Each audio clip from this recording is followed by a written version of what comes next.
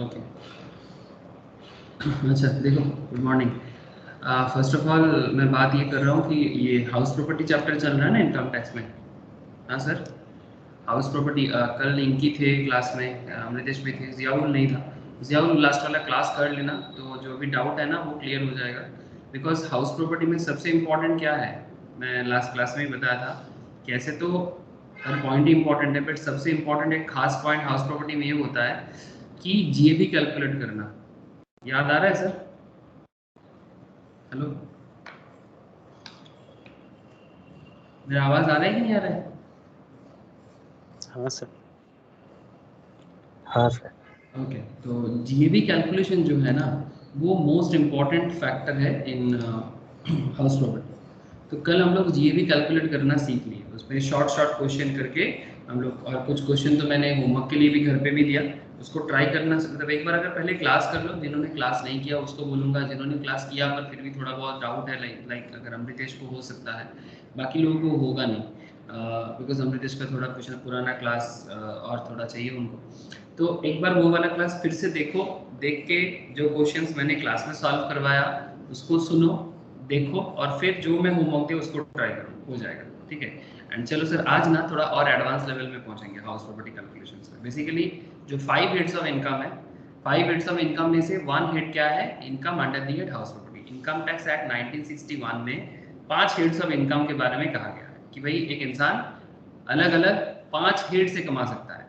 ठीक है, जिसमें income under the head salary एक होता है, income under the head house property एक होता है, ठीक है, income under the head business and profession एक होता है, income under the head capital gain एक होता है, और income under the head other source एक होता है। ठीक है, जैसे हाथ का 5 उंगली है, ठीक उसी तरह से 5 उंगली की तरह 5 हेड्स ऑफ इनकम, मतलब आप एक एक उंगली से एक एक इनकम को याद रख सकते हो। ठीक है, एक 1 फिंगर इक्वल्स टू 1 इनकम। ठीक है, तो ये जो एक एक 5 आपका हेड्स ऑफ इनकम हो गया, इस पार्ट 5 हेड्स ऑफ इनकम में से हम लोग करेंटली डिस्कशंस कर रहे हैं। एक एक हेड, हर हेड इंपॉर्टेंट है, मतलब कोई भी हेड को आप ऐसे नहीं सोच सकते जैसे हाथ का 5 उंगली इंपॉर्टेंट है ना, इक्वली हर एक हेड भी।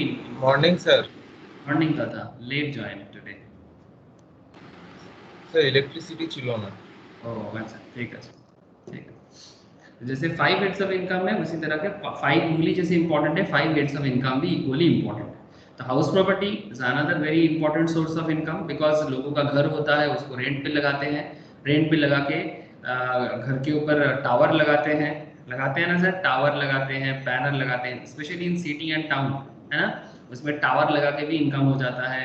फिर तुम्हारा क्या बोलते हैं सर, बैनर लगा के, कटआउट लगा के, वहाँ से भी इनकम, सोर्स ऑफ इनकम हो जाता है। तो ये रेंटेड इनकम एक बहुत बड़ा सोर्स है इंडिया में बहुत सारे लोगों का, इसलिए इनकम टैक्स डिपार्टमेंट इसको बहुत अंदर से समझने का कोशिश करता है। तो वही हाउस प्रॉपर्टी को लेके हम लोग चर्चा कर रहे हैं। चलो मैं क्लास को एडवांस लेवल में लेके चलता हूँ, और एडवांस चीजें सॉल्व करना है आज। तो मैक्सिमम मैं आपको क्वेश्चन आंसर ही सॉल्व करूंगा हाउस प्रॉपर्टी में, तभी जाके आप हाउस प्रॉपर्टी के अंदर जो भी मतलब डाउट है और जो भी डिटेल्स है आपको समझ में आएगा। ठीक है सर? ओके सर, आप इतना बोल रहे हो तो कुछ तो होगा। यस सर, कुछ तो होगा ऑब्वियसली। ओके, स्क्रीन शेयर है ना सर? हाँ सर। ठीक है, तो ठीक है, जो होमवर्क मैंने कल रात को दिया था आप लोगों को, उस सबको शेयर किया था, वो वाला होमवर्क तो आप लोग ट्राई करना अभी। ठीक है, बाद में ट्राई कर लेना। जैसे कुछ क्वेश्चंस यहाँ पर मैंने सिमिलर टाइप ऑफ क्वेश्चंस मैंने सॉल्व कराया था क्लास में। ठीक है, कैलकुलेशन ये देखो क्लास वर्क में जीएवी कैलकुलेशंस, अगर ये सब आप एक बार चेक कर लो ना, वीडियो मैंने शेयर कर दिया, ये सब अगर एक बार चेक कर लोगे, देख लोगे, तो जो होमवर्क मैंने दिया वो भी सॉल्व करना आ जाएगा। लेकिन उससे पहले स्कीप मत करना कोई भी पार्ट, बिकॉज एक एक पॉइंट इंपॉर्टेंट है, इसलिए बोलूंगा डिटेल्स में करोगे तो सॉल्यूशंस करने में दिक्कत नहीं होगा। चलो सर, कुछ क्वेश्चन सॉल्व करेंगे, और आज भी बहुत सारा डाउट ऐसे भी क्लियर हो जाएगा। जिन्होंने कल वाला क्लास बाई चांस नहीं किया है उनको आज वाला क्लास में भी काफी सारा पॉइंट कंप्लीट होगा। अच्छा ठीक है। अच्छा, स्क्रीन में एक बार देखो तो क्वेश्चन दिखाई दे रहा है कि नहीं, क्या कोई सवाल दिख रहा है स्क्रीन में?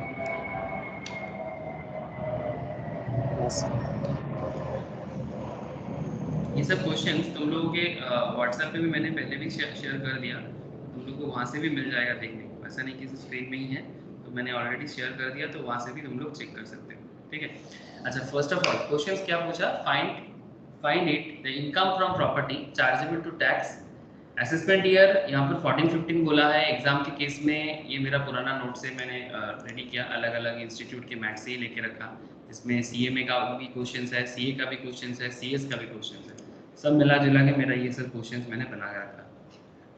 जिसका जो बेस्ट क्वेश्चंस मुझे लगता था मैं उसको बना के अपना एक बना के रखा। ओके, अच्छा देखो फर्स्ट ऑफ ऑल इसको आप लोगों के एग्जाम के टाइम पे नॉर्मली ये रहने का चांसेस क्या रहेगा सर, 2021-22, ठीक है, that's not a big issue, ठीक है। तो find it the income from property chargeable to tax for the assessment year 14-15 in the following cases, ठीक है। तो सवाल ये है कि आपको income from house property calculate करना है, असेसमेंट ईयर गिवन है, दैट मींस अच्छा असेसमेंट ईयर अगर आपका 21-22 है तो आपका प्रीवियस ईयर क्या हो जाएगा,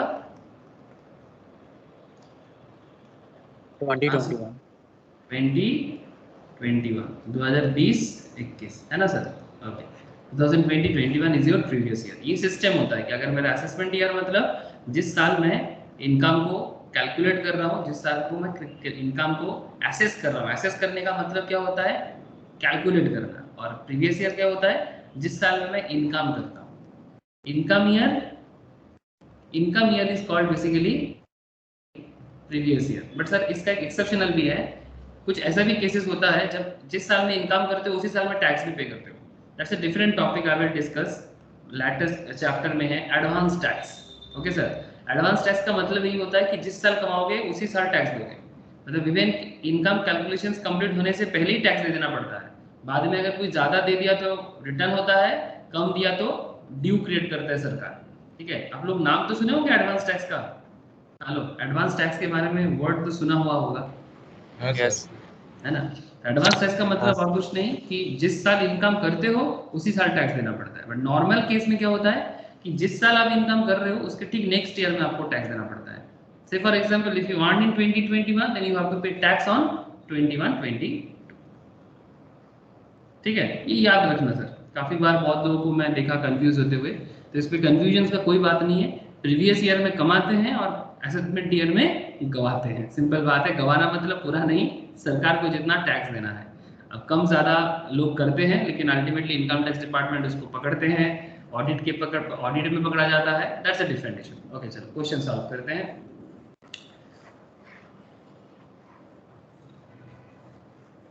तो म्यूनिसिपल वैल्यू देके रखा आपका घर का, ये एक्स प्रॉपर्टी है, ये वाई प्रॉपर्टी है, ठीक है, मतलब दोनों अलग प्रॉपर्टी है, ठीक है। एक सर वाई का मतलब अलग है, मतलब दोनों अलग अलग प्रॉपर्टी है, मतलब एक्चुअली एक ही क्वेश्चंस में दो क्वेश्चंस है, एक ही क्वेश्चंस में दो क्वेश्चंस है।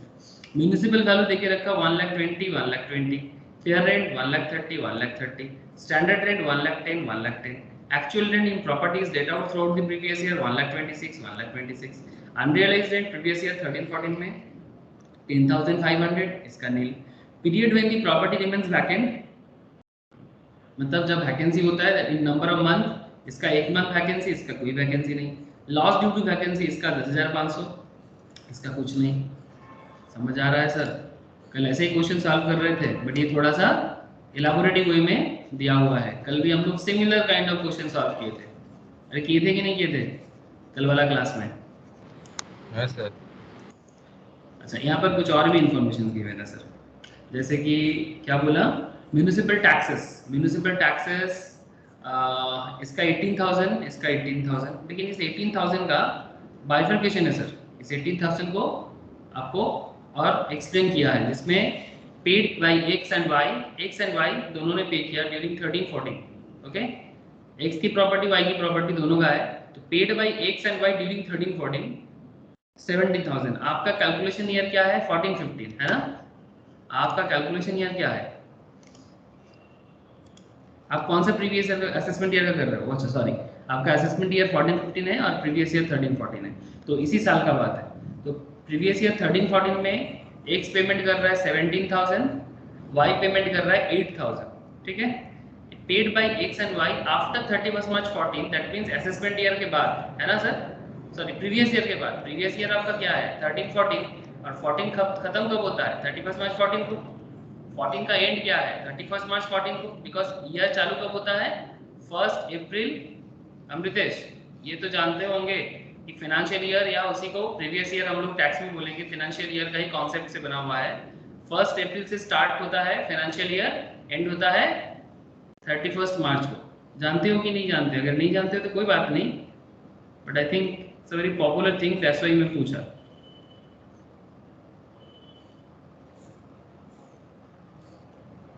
अमृतेश मेरा आवाज आ रहा है तुम्हें?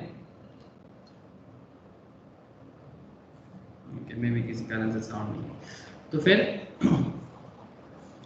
31 मार्च 2014 के एंड के बाद आप पेमेंट कर रहे हो, एक्स पेमेंट कर रहे हो 1000 और वाई पेमेंट कर रहे हैं 9000, पेड बाई टेनेंट। टेनेंट मतलब जो किराएदार है वो पेमेंट कर रहा है, नॉट दी ओनर। हाँ, 13-14 में नील एंड 1000। ओके, बस यही इंफॉर्मेशन गिवन है आपको, और कुछ नहीं बोला। बाकी तो बोल के रखा, find it income from property chargeable to tax. क्या ट्राई करोगे क्या? 2 मिनट ट्राई करोगे सर? है सर। ओके चलो करो फटाफट। Similar to yesterday's sir questions. हाँ बोलो। सर मैं क्लास लीव कर रही हूँ। क्यों? सर मैं वो नहीं हो पा रहा है, तो ये ओला में है तो आवाज ठीक से नहीं आ रहा है। अच्छा ठीक है, ठीक, बाय सर। ओके चलो। हमारी तो late. Good morning Raunak. Good morning. Sorry एक तो लेट हो गया। Okay no issue. দাঁড়া স্ক্রিনে কোশ্চেন দিয়েছি, কোশ্চেনটা করো। এক সেকেন্ড স্যার কোশ্চেনটা দেখাবেন স্যার? হ্যাঁ কোশ্চেনটা কোথায় গেল? ওটাই দিচ্ছি। হ্যাঁ এইটা। Okay this is the question. Show हो रहा है ना क्वेश्चन सबको? এটা স্ক্রিনশট নিয়ে নিচ্ছি। হ্যাঁ নিন। আমি আমি ইয়ে হোয়াটসঅ্যাপ করেছি, যদিও হোয়াটসঅ্যাপ করলেও খুঁজলেও পেয়ে যাবে। স্ক্রিনশট নিলে না ফটাফট সাইড দিয়ে করতে পারবো, ওটা খুলে ওকে রাখলে। ওকে নো ইস্যু, ঠিক আছে। হ্যাঁ দাদা।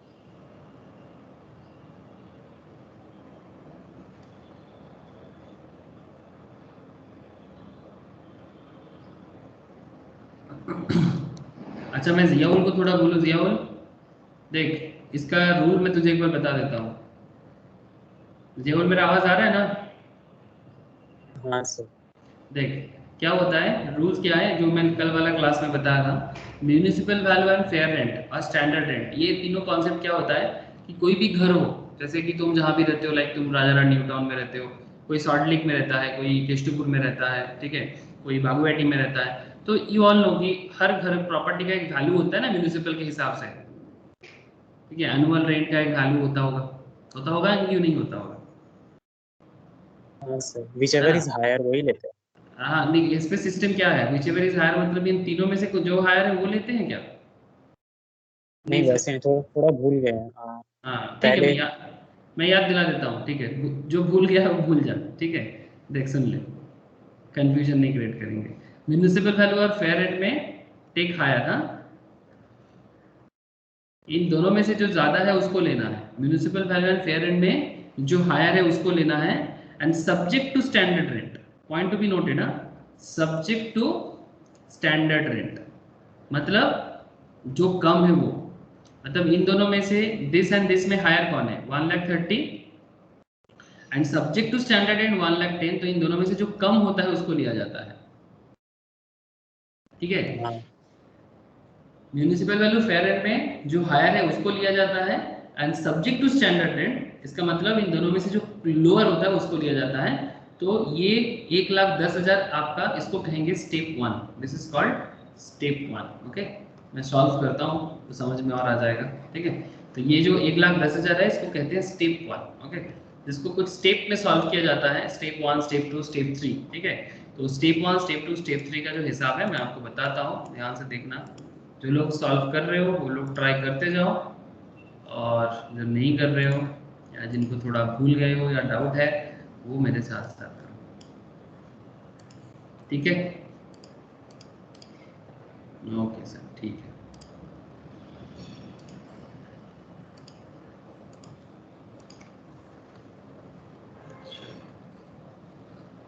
अमृतेश का आवाज नहीं आ रहा है। अमृतेश कर रहे हो कि नहीं कर रहे हो?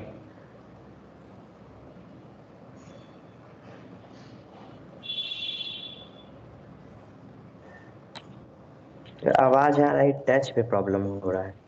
अच्छा ठीक है, ट्राई कर रहे हो? कल जैसा ही है, कल जैसा ही है, जितना होगा करो, बाकी देखो। ठीक है करो। अच्छा देखो, दो दो जन का घर है ना, दो जन का, एक एक्स का प्रॉपर्टी और एक वाई का प्रॉपर्टी है ना? तो दोनों क्या लेट आउट है? हाँ ऑब्वियसली दोनों लेट आउट प्रॉपर्टी है, दोनों प्रॉपर्टी लेट आउट है, दोनों प्रॉपर्टी लेट आउट है। ठीक है, एक्स का भी प्रॉपर्टी लेट आउट प्रॉपर्टी है, वाई का भी प्रॉपर्टी लेट आउट प्रॉपर्टी है। अब एक्स का प्रॉपर्टी, वाई का प्रॉपर्टी। हाँ बोलो। বলছি এরকম যদি কোয়েশ্চেন দেয় এক্সামে তো আমাদেরকে দুটো ক্ষেত্রেই সলভ করতে হবে না, লেট আউট আর অ্যাজিউমিং লেট আউট একবার, অ্যাজিউমিং সেলফ অকুপাইড একবার? नहीं नहीं ऐसा नहीं है।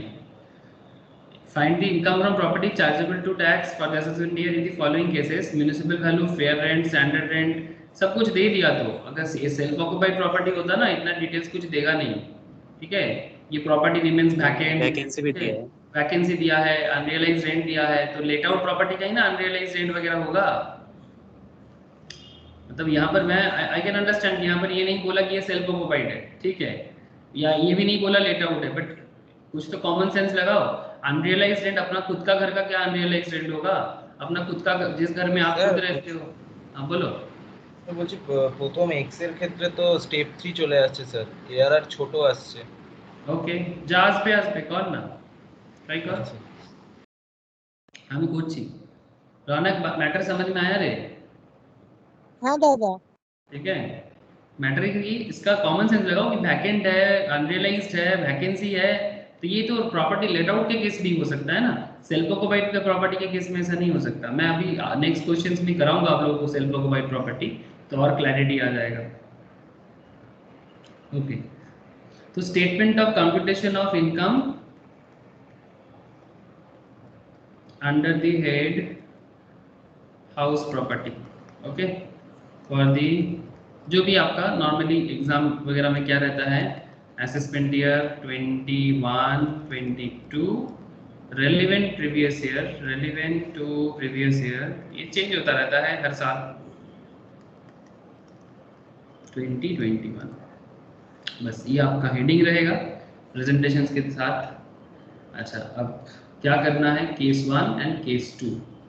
पहले एक काम कर लेते हैं, पहले केस 1 सॉल्व कर लेते हैं, क्या बेहतर होगा क्या?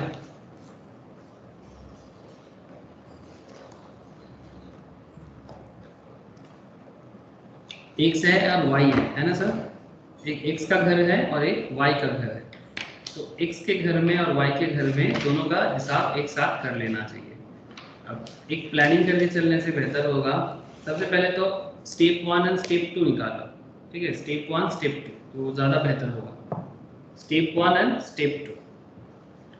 स्टेप 1 कैसे निकालोगे? वही फेयर रेंट और म्युनिसिपल वैल्यू में हायर, इस तरह से। हाँ तो चलो मेरे साथ साथ ही करो। अच्छा इसमें पहले क्या कर लोगे, स्टेप 1 कर लोगे। स्टेप 1 का मतलब क्या है, RER है ना। अच्छा एक एक्स का प्रॉपर्टी और एक वाई का प्रॉपर्टी। एक्स का RER क्या हो जाएगा? 1,10,000। देखो 1,20,000 1,30,000 इनमें से हायर जो और स्टैंडर्ड रेंट सब्जेक्ट टू 1,10,000 जो लोअर है, तो 1,20,000 1,30,000 में हायर 1,30,000 और 1,30,000 1,10,000 में लोअर 1,10,000। ठीक है, तो सब्जेक्ट टू स्टैंडर्ड रेंट होता है, तो subject to standard rent 1,10,000, so 1,10,000 should be the step 1। ठीक है, ये एक्स का हो गया। वाई का केस में भी क्या सेम टू सेम होगा, 1,20,000 1,30,000 higher is this and 1,10,000 subject to standard rent 1,10,000। ठीक है, तो इसके केस में भी 1,10,000 ही होगा। Very good sir, very good. Step 1 या RER, RER का फुल फॉर्म क्या होता है? सब्जेक्ट टू स्टैंडर्ड रेट वैसे ही निकालते हैं। सब्जेक्ट टू स्टैंडर्ड रेट का मतलब यही होता है, सब्जेक्ट टू स्टैंडर्ड रेट जब भी ये वर्ड यूज होता है ना, कल वाला नोट्स में मैंने लिखा है देखना, उसका मतलब यही है कि इन दोनों में से जो हायर होता है वो लिया जाता है। और जैसे ही बोला कि सब्जेक्ट टू स्टैंडर्ड रेट, मतलब सब्जेक्ट टू स्टैंडर्ड रेट मतलब कि 1,30,000 इनमें से जो हायर है, और अगर मानो कि स्टैंडर्ड रेट ज्यादा होता तो जो लोअर होगा वो लिया जाएगा। सवाल एक्चुअली यही है, ठीक है। सब्जेक्ट टू स्टैंडर्ड रेंट मतलब आपको स्टैंडर्ड रेंट के साथ कंपेयर करना है और उन दोनों में से जो लोअर है वो लेना है। जैसे 1,20,000 1,30,000 में higher is 1,30,000, okay, higher is 1,30,000, 1,30,000 standard rent कितने हैं 1,10,000, इन दोनों में से जो लोअर है, लोअर इज व्हाट 1,10,000। और ये 130 और 120 वाला में तो 120 लोअर है, वो नहीं लेना है। नहीं वो लोअर वाला नहीं है, पहले वाला में हायर। देखो जितना रूल से आप उतना ही रहो, ज्यादा कॉम्प्लेक्स मत बनाओ इसको, ठीक है। एकदम don't make it complex. House property एकदम सिंपल मैटर है, थोड़ा ट्रिकी है बट एकदम इसको कॉम्प्लेक्स ना बनाना, मतलब मन में ना सोचने का जरूरत ही नहीं है, पहले कर लो फिर बाद में कभी जब एकदम एक्सपर्ट बन जाओगे धीरे धीरे समझना, ठीक है। इसमें रूल ही है, স্যার इसमें পার্সোনাল ভ্যালুটা বেরিয়ে গেছে कितना बोल স্যার, এক্স এর ক্ষেত্রে 1,05,000 আর ওয়াই এর ক্ষেত্রে 1,26,000। वेरी गुड सर, आगे बढ़ो, वेरी गुड, दादा सेम आंसर। ओके आगे बढ़ो, ठीक है। ये समझ में आया रे अमृतेश, ठीक है। हाँ, इसमें हायर ले, इसमें हायर वाला पॉइंट से जिसके साथ कंपेयर करना, जो लोअर है वो लेना है। सिंपल, एकदम सिंपलिसिटी रखो। कल मैं इसी पॉइंट में मैं कल बहुत टाइम दिया सबको, ताकि अब लोग को ये कंफ्यूजन आगे क्रिएट ना हो। अच्छा, आरईआर का मतलब क्या होता है बोल तो? आरईआर का फुल फॉर्म क्या होता है? Reasonable expected rent. याद रखना, हाँ, रीजनेबल एक्सपेक्टेड रेंट। बहुत केस में ऐसा होगा कि आरईआर बोला नहीं, रीजनेबल एक्सपेक्टेड रेंट बोला, आप लोग ढूंढते रह जाओगे कि भाई क्या आरईआर है, ऐसा ना होना चाहिए। Okay, next is step 2। Step 2 में क्या होगा? स्टेप 2 एक्चुअली एआरआर के लिए होता है, actual rent received and receivable. Actual rent received and receivable, तो हमारे इस क्वेश्चंस में actual rent received and receivable क्या है? Actual rent if property is let out throughout the previous year 1,26,000। अगर सारा साल भर प्रॉपर्टी लेट आउट किया जाएगा तो 1,26,000 का हिसाब बता रहा है कि पूरा साल भर प्रॉपर्टी को लेट आउट कर दो तो क्या बता रहा है सर? 1,26,000 का। समझ में आ रहा है ना दोनों के केस में? लेकिन सर एक चीज देखा आपने कि इसका अनरियलाइज है 10,500 का और इसका वैकेंसी है 10,500 का, तो फिर एक्स के केस में पहले बता रहा हूं इसका क्या हो जाएगा actual.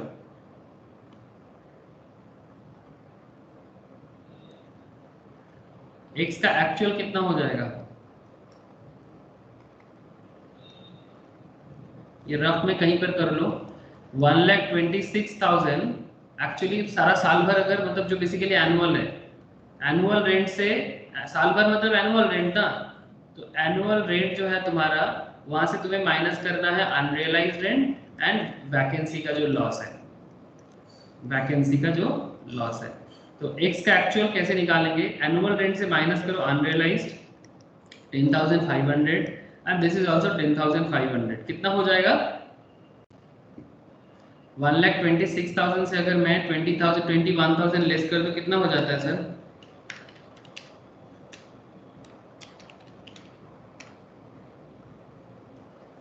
One lakh 5,000, okay. This 1,05,000 इसको कहते हैं sir actual rent, okay.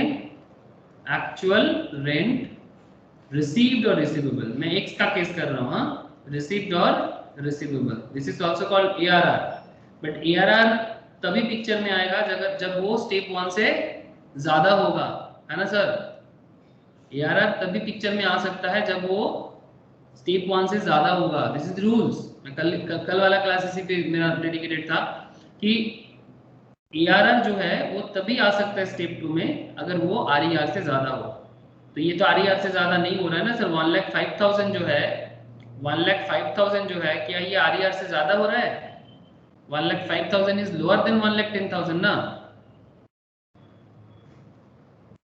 Hello sir बोलो, इसका वैल्यू जो 1,05,000 आया लोअर है, और लोअर होने के पीछे का रीजन क्या है? What is the reason behind it? Vacancy का लॉस।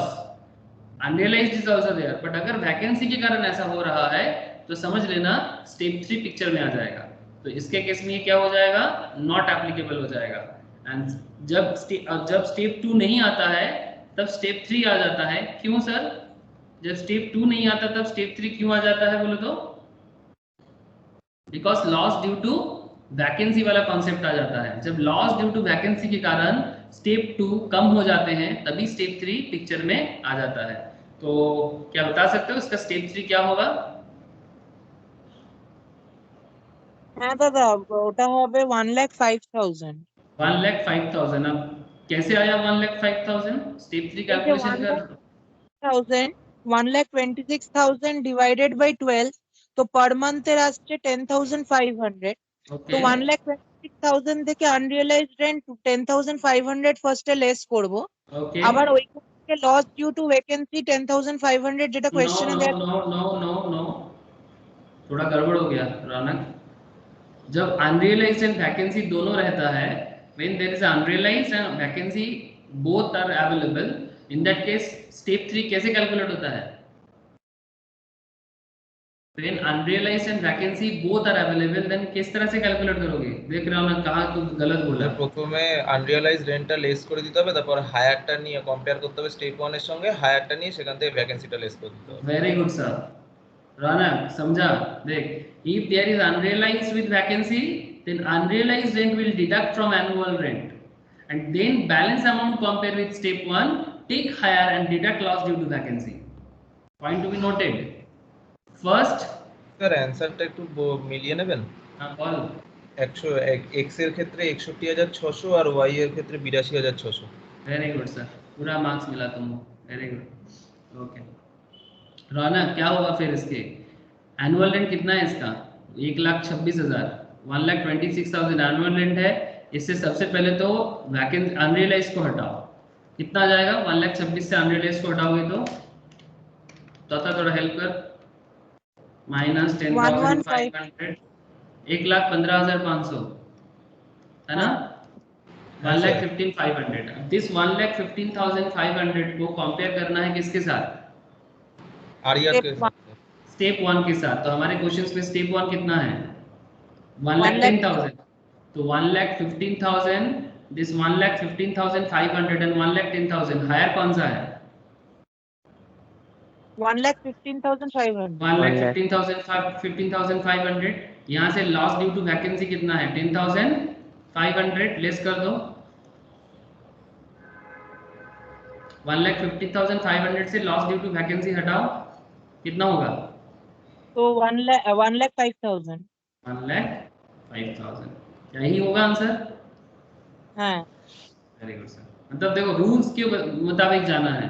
कभी कभी क्या होता है ना, आंसर मैच कर जाता है बट वो कोइंसिडेंटली हो सकता है, मतलब बाय इत्तेफाक से हो गया, लेकिन हमेशा इत्तेफाक नहीं होगा। ठीक है, तो आप हमेशा रूल के साथ रहना। कभी कभी ना वो मैच कर जाता है, वो अलग बात, बट आपको हमेशा रूल के साथ टिक के रहना है।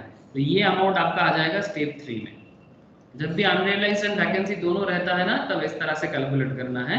That's why 1,05,000। ओके, अच्छा इसका क्या करें? स्टेप 3 हो गया, मैं पहले एक सॉल्व कर रहा हूँ, पहले स्टेप 3 हो गया। अब स्टेप मतलब जैसे स्टेप 3 निकल गया ना, तो जो लेटेस्ट स्टेप होता है ना वही जीएबी होता है ना सर? लेटेस्ट स्टेप जो होता है वही जीएबी होता है। तो ग्रॉस एनुअल वैल्यू कितना हो जाएगा? 1,05,000। यहाँ से लेस क्या करना है? Municipal tax. म्यूनिसिपल टैक्स क्या पेड बाय, कौन सा लेंगे? Owner sir, during the previous year. Yes sir, paid by owner during PY, during the previous year. Okay, तो प्रीवियस ईयर मतलब हमारे क्वेश्चंस के हिसाब से 13-14। ओके, जो 13-14 है, ये 13-14 is our actual previous year, है ना। 14-15 is our assessment year. So previous year में जो अमाउंट दे रहा है वो ही लेना है। तो 13-14 में क्या दे रहा है? 17,000 एंड 8,000 ये वाला। तो इसका क्या अमाउंट लेंगे? 17,000। तो municipal tax paid by the owner during the previous year 17,000। मन में जरूर क्वेश्चन आ रहा होगा कि sir paid by tenant during the 13-14 क्यों नहीं लेंगे? अच्छा, इसका तो नील है तो लेने का कोई सवाल ही नहीं है, लेकिन सर टेनेंट वाला नहीं लिया जाता। ओके, टेनेंट वाला नहीं लिया जाता। ये कल मैं आप लोगों को हाउस प्रॉपर्टी का प्रोफॉर्मा सिखाया था, रिकॉल करवाया था, सिखाया था तो मैं पहले भी था, रिकॉल करवाया था। ये देखो कि जब हम स्टेटमेंट बनाते हैं तो पहले जीएबी फिर municipal tax paid by owner during the previous year, दिखाई दे रहा है क्या? 88 हाँ सर 88,000 है आंसर। 88,000 नहीं तो एक्स का हाँ नहीं सर 10,500 এনএভিটা আসবে 88,000। हाँ सर इन्हें इसमें भी डिडक्शन हाँ, है क्या क्वेश्चन में? स्टैंडर्ड डिडक्शन और इंटरेस्ट ऑन लोन। हाँ ऑब्वियसली स्टैंडर्ड डिडक्शन जो होता है ना सर वो तो क्वेश्चंस पे रहता नहीं है, वो देना पड़ता है, वो स्टैंडर्ड है। हाउस प्रॉपर्टी कितना वो के केस 30,000 है ना करेंटली? 30% चेंज होता है इसलिए पूछ रहे 30% ऑफ एनएवी 1,05,000 जीएवी है, यहाँ से 17,000 लेस करो तो क्या आ जाएगा 88,000, ठीक है। 88,000 से अच्छा मैं इसको ये रहने दो, मैं इधर कर रहा हूँ, इसका जरूरत तो है नहीं, क्लियर कर।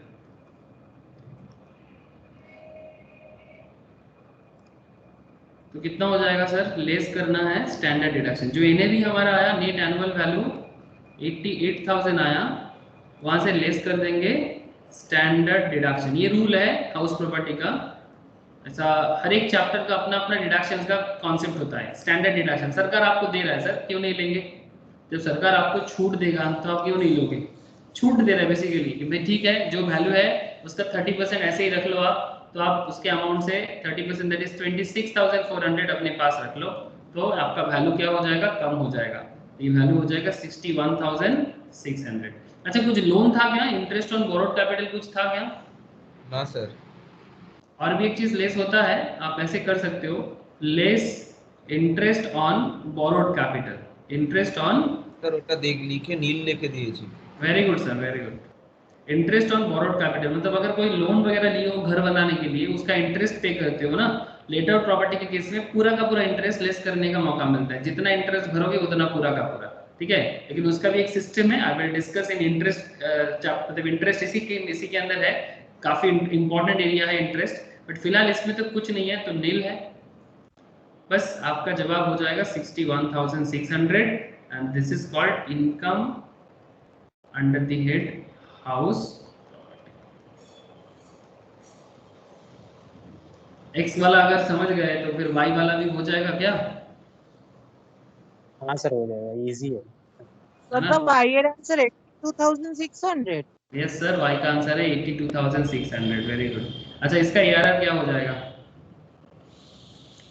इसका एआरआर क्या हो जाएगा? 1,26,000 था, अनरियलाइज्ड भी नहीं है, वैकेंसी भी नहीं है, इसका अनरियलाइज्ड भी नहीं है, वैकेंसी भी नहीं है ना, दोनों में कुछ नहीं है, अनरियलाइज्ड भी नहीं है, वैकेंसी नहीं है, तो फिर 1,26,000 ही है।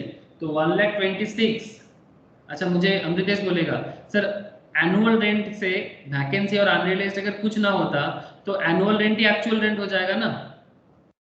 हेलो हाँ ये तो 126 ही रह जाएगा ना। हाँ, तो 1,26,000 जो 26 हमारा एआरआर है वो हमारा स्टेप 1 से बड़ा है।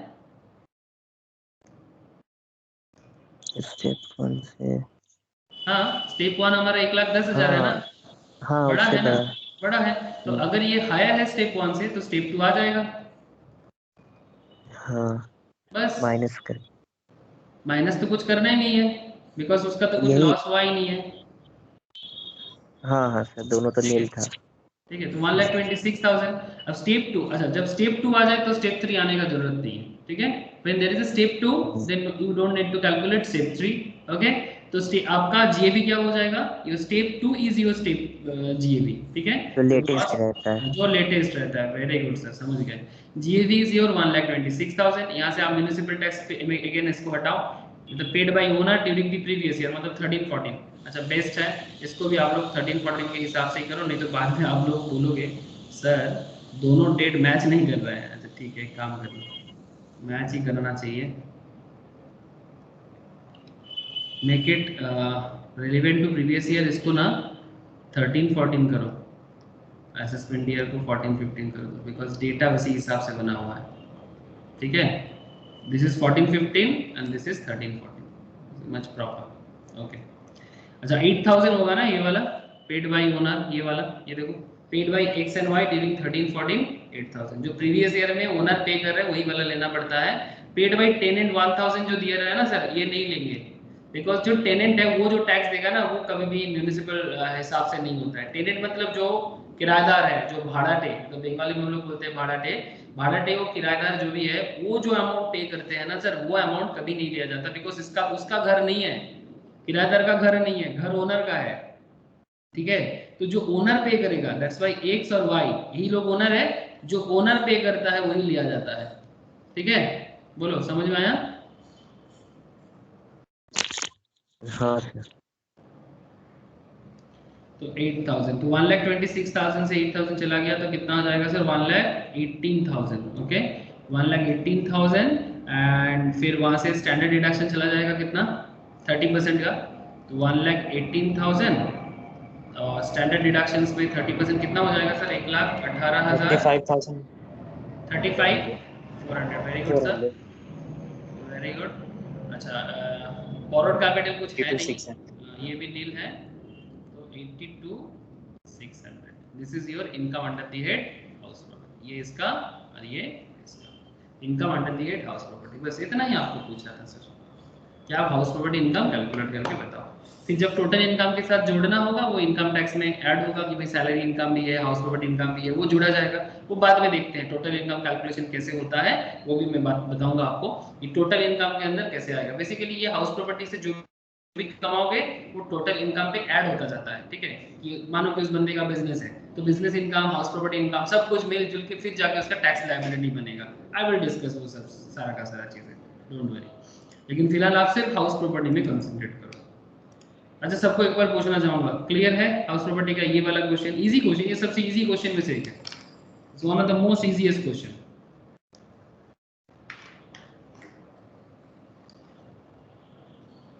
हाँ सर।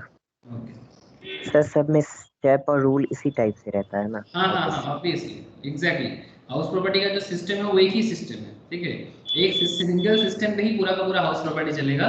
बट सर आगे आगे देखो और भी क्या है ना, घर का जितना भाड़ा का सिस्टम बदल जाएगा उसके हिसाब से घर का वैल्यूएशन भी बदल जाएगा। चलो आगे आगे देखते हैं, सीखो सीखो फिलहाल सीख लो, फिर आराम से रिकॉल करना अपने टाइम बैठा के, कॉन्सेप्ट पहले बिल्ड करना। अच्छा सर जो वीडियो आपने दिया है उसमें सब शुरू से है ना इंट्रोडक्शन? कल मैं नहीं देख पाया था, आज देखूंगा सर। तुम्हें कल वाला वीडियो ही दिया हाउस प्रॉपर्टी का, और एक जो वीडियो है वो मैंने नहीं दिया, मतलब वो एकदम इंट्रोडक्टरी एक है वो मैंने अभी तक नहीं दिया, वो मुझे थोड़ा सा अरेंज करके देना है, ठीक है। कल वाला वीडियो ही तुम्हें दिया ताकि तुम, हाँ बोलो सर। कल कल क्लास छूट गया था, मतलब वही वीडियो है ना वो जो आप हाँ हाँ हाँ हाँ हाँ, देखिए। जो कल वाला क्लास छूटा है वही वाला दिया मैंने, ठीक है। देखो बाकी चीज़ों में बाकी धीरे धीरे देता हूँ, ठीक है, फिलहाल मैं तुझे कल वाला वीडियो ही शेयर किया। अच्छा क्वेश्चन दिखाई दे रहा है सर? वो हाँ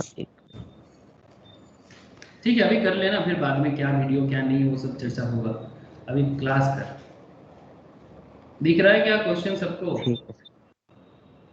हाँ सर। हाँ सर। एक सोन से प्रॉपर्टी, हाँ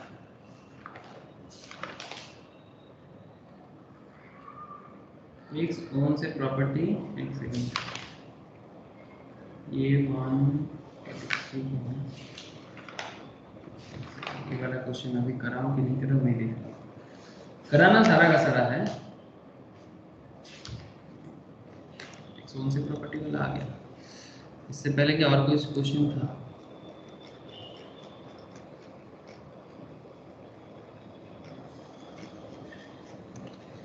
इसके बाद एक सोन से प्रॉपर्टी आ गया, residential house property unit 1 unit 2,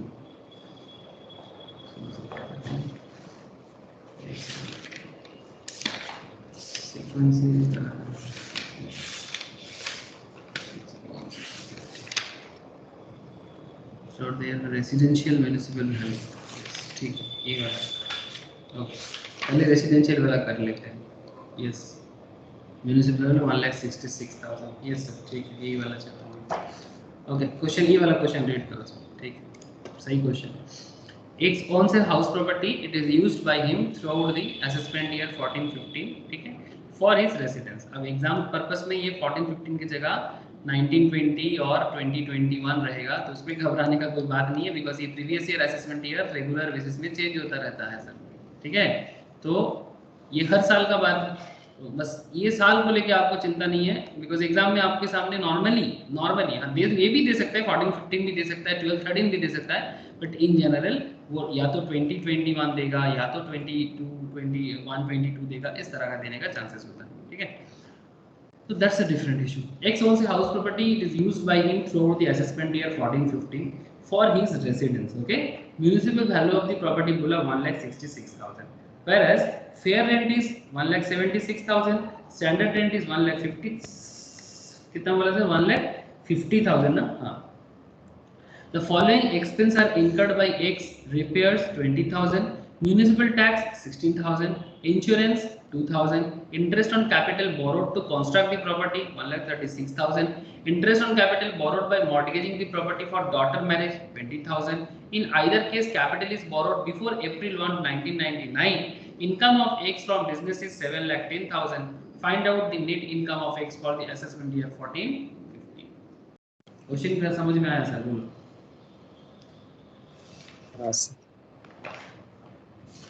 question सबको समझ में आ रहा है कि सर क्वेश्चन क्या है?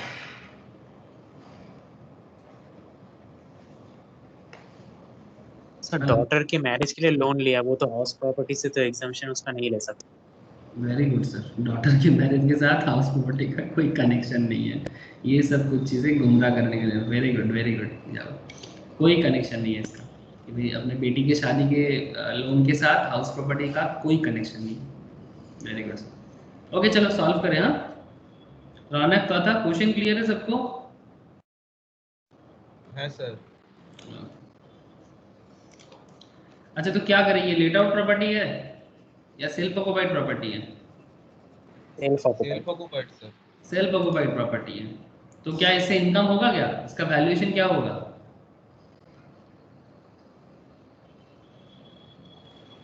স্যার ইনকাম তো কিছু নেই, এটা সেলফ অকুপাইড যেহেতু ইন্টারেস্টটা লেস হবে। ভ্যালু জিরো হয়ে যাবে, নীল হয়ে যাবে। वेरी गुड सर, मतलब बेसिकली इसका जीएवी क्या आएगा? नील। Very good. ये जो बिल्डिंग है ना सर, ये सेल्फ ऑक्युपाइड है, ये बिल्डिंग का कोई रेंट नहीं है फॉर हिज रेजिडेंस, लेकिन उसका म्युनिसिपल वैल्यू दे के रखा है। हाँ वैल्यू तो होगा, उसका फेयर रेंट भी हो सकता है, उसका स्टैंडर्ड रेंट भी हो सकता है, लेकिन वो तो इसको रेजिडेंस पर्पस में यूज करता है। तो रेजिडेंस पर्पस में कोई इनकम थोड़ी कर रहा है, सब्जेक्ट तो इनकम टैक्स है, बट अगर तुम खुद अपने घर में रहते हो तो फिर उसमें इनकम करोगे क्या? लेकिन हाँ उसका प्रॉपर्टी का म्युनिसिपल वैल्यू भी होगा, उसका फेयर रेंट भी होगा, उसका स्टैंडर्ड रेंट भी होगा, लेकिन इसका मतलब ये थोड़ी है कि उसका वैल्यूएशन आ रहा है बिकॉज आप तो सेल्फ ऑक्युपाइड करके रखे हो। तो जो प्रॉपर्टी आप सेल्फ ऑक्युपाइड करते हो उसका हिसाब कैसे करोगे फिर? बहुत लोग ना इसको गलती कर देते हैं, फटाक से ना लेट आउट प्रॉपर्टी के हिसाब से कैलकुलेशन करना चालू कर देते हैं। Statement of computation of income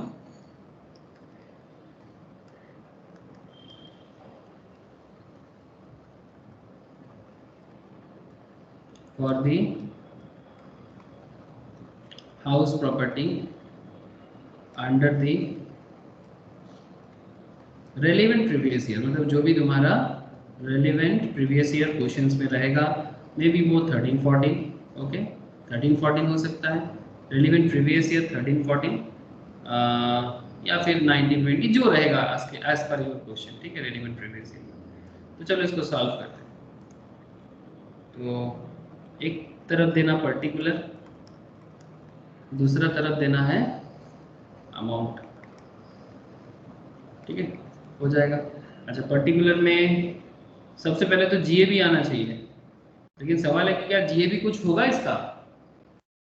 hello नहीं, नील होगा सर, नील আসবে। इसका जीएबी कुछ नहीं होगा। देखो मैं लास्ट दिन एक फॉर्मेट करवा रहा था, ये देखो दिखाई दे रहा है सबको?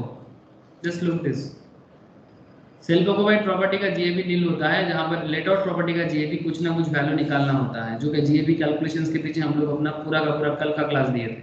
लेकिन सेल्फ ऑक्युपाइड पे nil, municipal tax paid by owner nil, NAV भी नील, स्टैंडर्ड डिडक्शंस भी नील।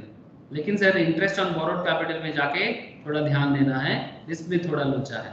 तो ये जब भी सेल्फ ऑक्यूपाइड प्रॉपर्टी देगा ना, इंटरेस्ट ऑन बोरोड कैपिटल मतलब जो आप लोन लिए हो ना घर बनाने के लिए, जो आप लोन ले रहे हो घर बनाने के लिए, उसका हिसाब यहाँ पर होता है। And there is a benefit given to the taxpayers. ये टैक्स पेयर के लिए बेनिफिट है जो government of India income tax department की तरफ से आपको मिलता है, ठीक है। तो आपको डिडक्शंस का मौका मिलता है सर, या तो 30,000 या तो 2 लाख, या तो 30,000 या तो 2 लाख। सर कब 2 लाख मिलेगा और कब 30,000 मिलेगा, यही देखने वाला बात है। चलो सर, ऐसे तो इसके बारे में मैंने आपको बेसिक का जो हाउस प्रॉपर्टी क्लास था उसमें मैंने बता के रखा था। किसी को याद है क्या कि कब 30,000 मिलता है और कब 2 लाख मिलता है? ये मैंने बेसिक में बताया था। एनीवन, किसी को भी याद है?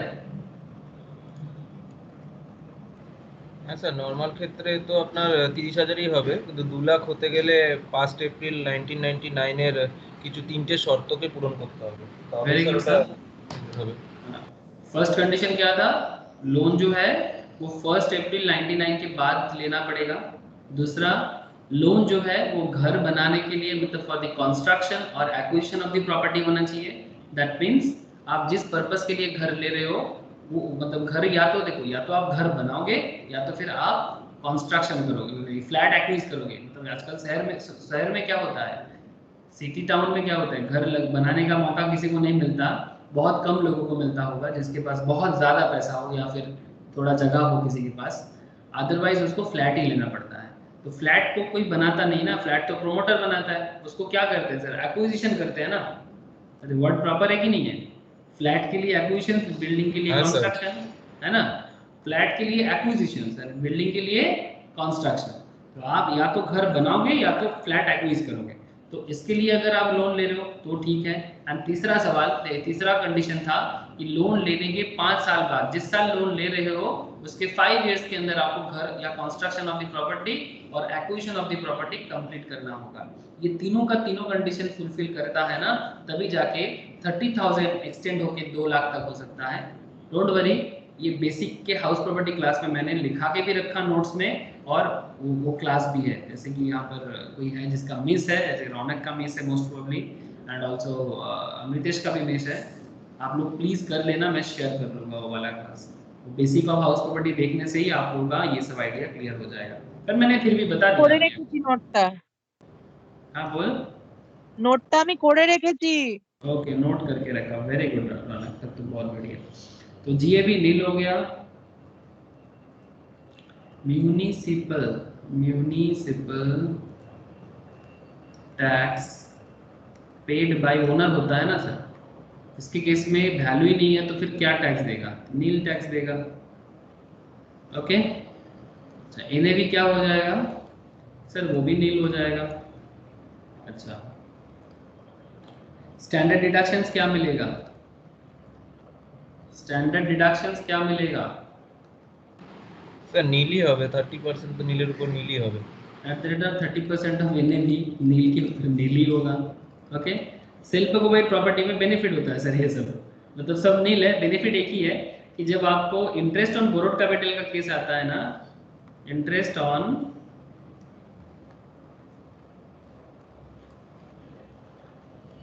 बोरोड कैपिटल मतलब जो लोन आप लेते हो ना उसका छूट है आपको इंटरेस्ट पे, ठीक है।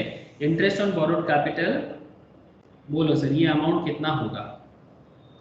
वो घर बनाने का लोन तो ले रहा है ना, देखो तो স্যার একটা কন্ডিশনই তো শুধু দেয়া রয়েছে, শুধু 1 এপ্রিল 1999, আর দুটো তো দেয়া নেই। Interest on capital borrowed to construct the property 1,36,000। Interest on capital borrowed by mortgaging the property ये नहीं होगा। In either case capital is borrowed before April 1, 1999। ये तो अप्रैल 1 से पहले लोन लिया है ना। হ্যাঁ স্যার, इसका लोन तो अप्रैल 1, 1999 से पहले का है। तो अगर अप्रैल 30,000 ही तो हवा उचित। हाँ ऑब्वियसली, रूल क्या बताता है ये देखना, पुराना नोट ओपन करना। मेरे पास अभी फिलहाल तो यहाँ पर है नहीं, मैं दिखाता, आप लोगों के पास जरूर होगा नोट। उसमें एकदम साफली क्लियर कट बोला हुआ है कि इंटरेस्ट ऑन बोरोड कैपिटल का 3 कंडीशंस होता है। मतलब इसमें नॉर्मली क्या होता है, इंटरेस्ट ऑन बोरोड कैपिटल आपको 30,000 ही मिलेगा। यहाँ पर ये जो पर्टिकुलर क्वेश्चन है इसमें आपको 30,000 तक ही मिलेगा, ठीक है। लेकिन अगर ऐसे तो लोन कितना लिया वो 1,76,000 का इंटरेस्ट ऑन बोरोड कैपिटल है, बट 1,76,000 नहीं ले सकता। अब सवाल है सर ये 30,000 एक्सटेंड करके, ये 30,000 एक्सटेंड करके 2 लाख तक जाने का क्या शर्त है, ठीक है। फर्स्ट शर्त 2 लाख का पहला कंडीशन, लोन में एक बार रिकॉल फिर से करा रहा हूँ, loan must be borrowed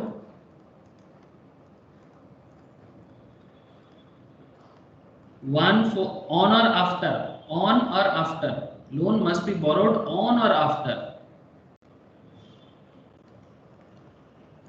1st April 1999, ठीक है। दूसरा, लोन जो है कंस्ट्रक्शन एंड एक्विजिशंस के लिए ही होना चाहिए, मतलब वो बेटी के शादी वाला सब नहीं होगा सर, कंस्ट्रक्शन एंड एक्विजिशंस के लिए ही लोन होना चाहिए,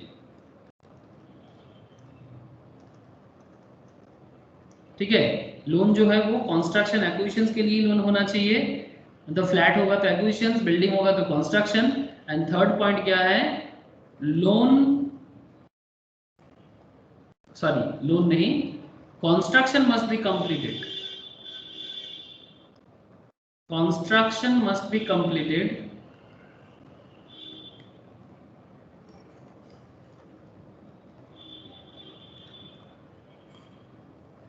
within 5 years after the on or after taking the loan, मतलब construction must be completed within 5 years after taking the loan, मतलब that previous year, मतलब जिस पर्टिकुलर प्रीवियस ईयर में loan ले रहा है, आफ्टर दैट प्रीवियस ईयर, मतलब उसके बाद 5 साल के अंदर आपको कंस्ट्रक्शन कंप्लीट कर लेना है। ये तीनों कंडीशंस अगर आप फुलफिल करते हो, थ्री कंडीशंस अगर आप फुलफिल करते हो तो ये 30,000 एक्सटेंड करके 2 लाख होगा। बात समझ में आ रहा है सबको? हेलो, हाँ सर। अगर एक भी कंडीशन फुलफिल, ऐसा होता है कि कोई भी एक कंडीशन फुलफिल नहीं हो रहा है तो वो 2 लाख नहीं जाएगा और 30,000 नहीं रह जाएगा। अगर 30,000 के कम है तो 30,000 से कम वाला होगा, ये बात याद रखना सर। 30,000 का मतलब ये ऐसा मत समझना कि 30,000 का मतलब 30,000 का मतलब ये कि मैक्सिमम 30,000, ठीक है। अगर किसी का 20,000 है तो 20,000 होगा। 2 लाख का केस का मतलब 2 लाख ना समझ लेना, अगर किसी का 1,76,000 है तो 1,76,000 होगा ना। जैसे हमारे ये वाला क्वेश्चन जो चल रहा है इसमें कितना लिया है, interest on capital borrowed on construct the property is 1,36,000। अगर बाय चांस ये 2 लाख वाला केस फुलफिल कर जाता तो फिर इसको कितना मिलता है interest on borrowed capital less करने को, 2 लाख या 1,36,000? 1,36,000 ऑब्वियसली सर, मैक्सिमम 2 लाख। लेकिन क्वेश्चंस में अगर 1,36,000 है केस में, तो केस में 1,36,000 ही मैक्सिमम जाएगा। अगर क्वेश्चंस में ये 1,36,000 की जगह अगर ये 2,36,000 होता तो कितना अमाउंट लेते? सर 2 लाख पर्यंतই হতো। Exactly sir, limit is 2 lakh, upper limit is 2 lakh. तो ज्यादा होगा तो 2 लाख पे रुक जाना, और अगर 2 लाख से कम है तो जो कम है वही वाला लिया जाता है।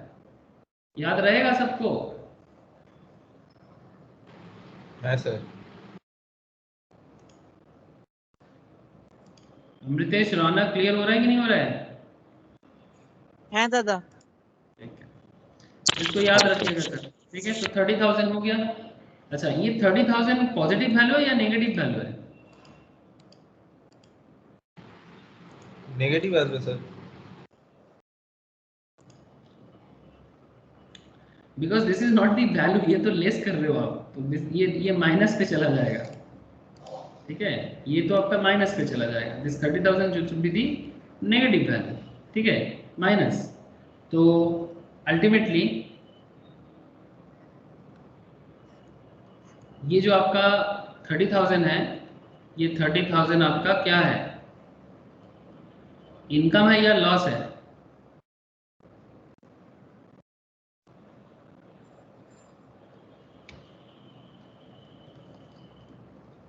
इज दिस इनकम और लॉस?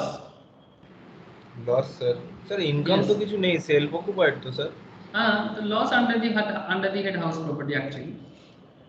ठीक है, मतलब basically loss in the sense आप ऐसे बोलोगे कि ये आप तो खर्चा किया ना, बेसिकली ये जो 30,000 है this is expense for you.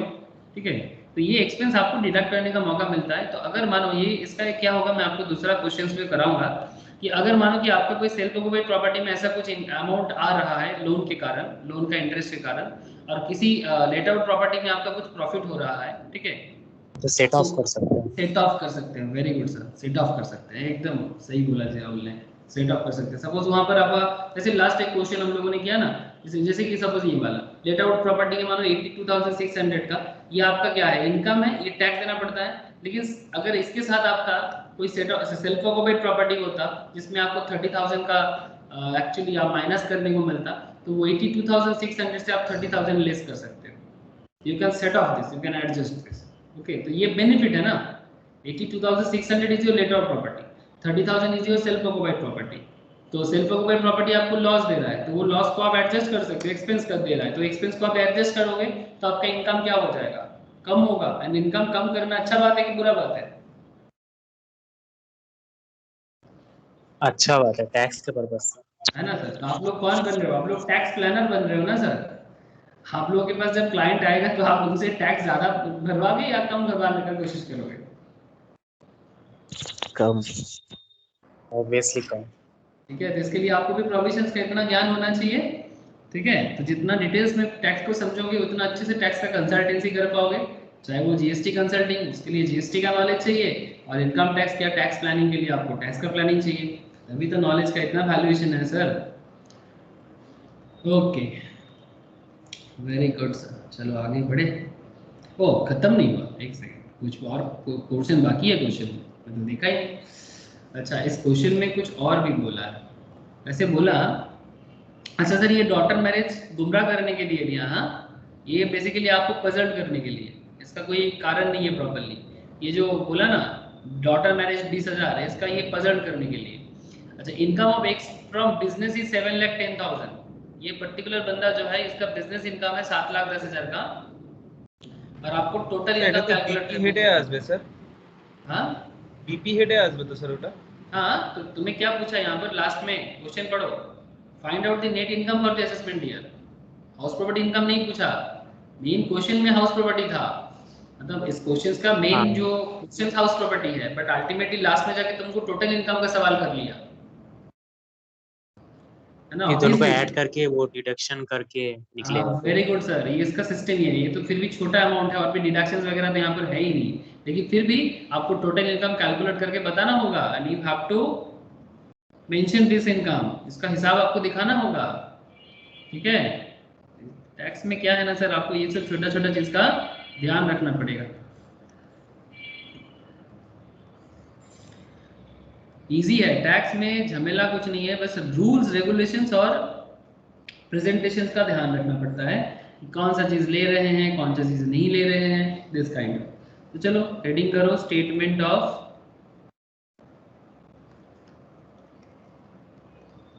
Computation of net income, उल्टा लिख दिया।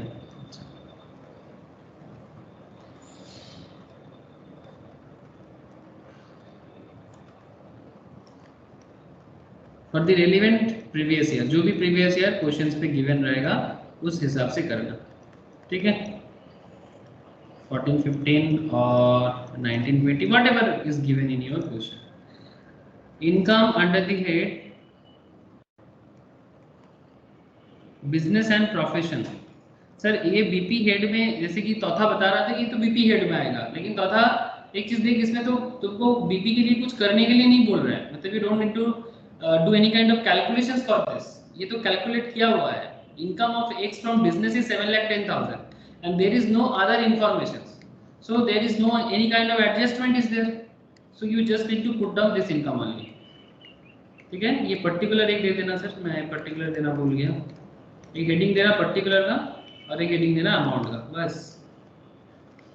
ठीक है, income under the business and profession 30,000, नहीं कितना, बीपी का कितना है सर, 7,10,000 7,10,000 सॉरी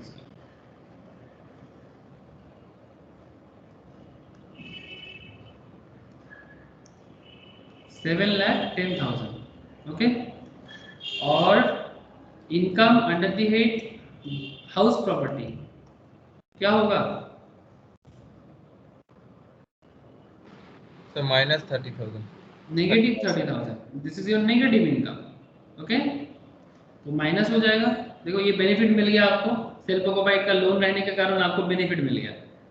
तो घर में घर बनाने के लिए लोन लेने में कोई बुराई नहीं है सर, अगर आप उसका प्रॉपर यूज कर सकते हो। इनकम टैक्स में भी बेनिफिट मिलता है। लास्ट में दिखा रहा था ना सर हाउस लोन कैलकुलेटर। हाँ ये देखो मैं एक हाउस लोन कैलकुलेटर निकाला था, जैसे यहाँ पर मैं HDFC बैंक का ही देख रहा था लास्ट टाइम। ठीक है, तो अगर आप घर बनाने के लिए लोन लेते हो यू कैन एडजस्ट दिस, कर सकते कि नहीं सकते। मतलब अगर किसी का घर का लोन है आपके पास एज ए क्लाइंट आया है टैक्स प्लानिंग करने के लिए, तो क्या आप उसका टैक्स प्लानिंग में उसको बेनिफिट दिला पाओगे सर? हेलो बात समझ में आ रहा है कि नहीं आ रहा है? हाँ सर। है ना? हाँ सर। देखो लोन अमाउंट 25 लाख का है तो मंथली EMI लोन इतना करके भर रहा है। ठीक है, 20 साल का टेनियर है, तो ये जो भी इंटरेस्ट वो भरेगा ना उसका वो उसको बेनिफिट मिलेगा। ठीक है, जैसे कि इंटरेस्ट पेमेंट का इंटरेस्ट पेड ईयरली, तो ये जो भी एनुअल इंटरेस्ट वो पे करता जाएगा, ठीक है, एनुअल इंटरेस्ट जितना पे करता जाएगा, अगर वो देख लिया जाएगा कि भाई घर 5 साल के अंदर कर रहा है कि नहीं कर रहा है, उसमें मैं बाद में बात करता हूँ आप लोगों से। इंटरेस्ट कैलकुलेशन है कि बहुत इंटरेस्टिंग एरिया है। ठीक है, उसका हिसाब भी आपको पूछता है एग्जाम में, तो इसका हिसाब रखना बहुत जरूरी होता है कि भाई कितना एनुअल इंटरेस्ट भर रहे हो, तो बैंक के खाते से ही मिल जाता है, बैंक पासबुक वगैरह से ही मिल जाता है कि भाई मैंने कितना लोन का इंटरेस्ट भरा। But you can take benefit from this in your tax planning. Okay,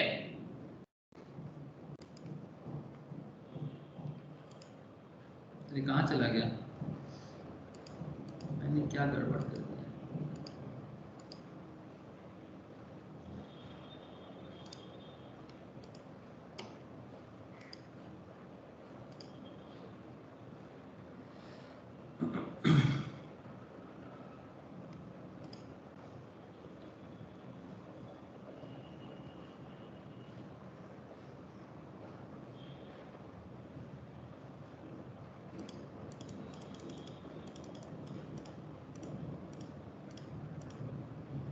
okay, कितना हो जाएगा सर बोलो? 6,80,000। 680,000। ठीक है, 6,80,000। तो ये हो जाएगा आपका ग्रॉस इनकम, इसको कहते हैं ग्रॉस इनकम। ओके, इस ग्रॉस इनकम से अगर कुछ डिडक्शंस वगैरह रहता है, अभी इस क्वेश्चन में डिटेल्स नहीं है डिडक्शंस का, बिकॉज हम लोग हाउस प्रॉपर्टी में कंसंट्रेट कर रहे हैं। डिडक्शंस अंडर सेक्शन क्या होता है रे? 80C 83 to 80 80C से लेके 80U तक का। ठीक है, वो डिडक्शन के चैप्टर में पढ़ाऊंगा। ऐसे मैं एक नोट्स दे के रखा हम लोगों को, एक कैप्सूल दे के रखा, जिन लोगों को दे के रखा प्लीज़ उसको एक बार चेक करना। मैं पढ़ाऊंगा फिर से उसको, वो चेक जरूर करते रहना, डेली एक एक करके डिडक्शंस पढ़ते रहना एक दो करके। तो 80C से लेके 80U के सेक्शंस में अलग अलग डिडक्शंस के बारे में बोला गया। कुछ पॉपुलर डिडक्शंस में से एक है, जैसे कि अगर आप LIC प्रीमियम भरते हो ना, ये बहुत पॉपुलर है, जैसे लोग LIC का प्रीमियम भरता रहता है, तो LIC प्रीमियम का भी एक छूट रहता है। पब्लिक प्रोविडेंट फंड में पैसा डालते हो उस पर एक छूट मिलता है। अगर कोई प्रीमियम भरता है तो मैक्सिमम 1.5 लाख तक का वो एनुअल डिडक्शन ले सकता है। अगर कोई प्रधानमंत्री क्या बोलते हैं सर, प्रधानमंत्री फंड वगैरह में पैसा डालते हैं ना, प्राइम रिलीफ फंड में पैसा डालते हैं। हाँ बोलो, कोई कुछ बोल रहे थे। Prime minister drought relief fund जो है prime minister drought relief fund में पैसा लगाते हैं। कोई अगर कोई मंदिर मस्जिद जो मतलब कोई ट्रस्ट, ओके, मंदिर मस्जिद गुरुद्वारा जो भी हो, वो अगर 80G के अंदर आता है, ठीक है, 80G मतलब उसमें वो चैरिटेबल ऑर्गेनाइजेशंस के लिए वो बेनिफिटेड है। ठीक है, तो फिर वो अगर सरकार उसको बोला है, तो वैसे नहीं, तो मतलब कोई भी मंदिर मस्जिद नहीं जो गवर्नमेंट के खाते में है, मतलब big organisations like Belur Math, like Dakshineswar temple, ठीक है, इस तरह का जो जो गवर्नमेंट के खाते में है। ठीक है, अगर ऐसे स्पेसिफाइड नोटिफाइड एरिया में अगर आप डोनेट करते हो तो वो अमाउंट भी आपको माइनस करने को मिलता है। मैं वो चैप्टर में डिटेल चर्चा करूंगा, फिलहाल नहीं।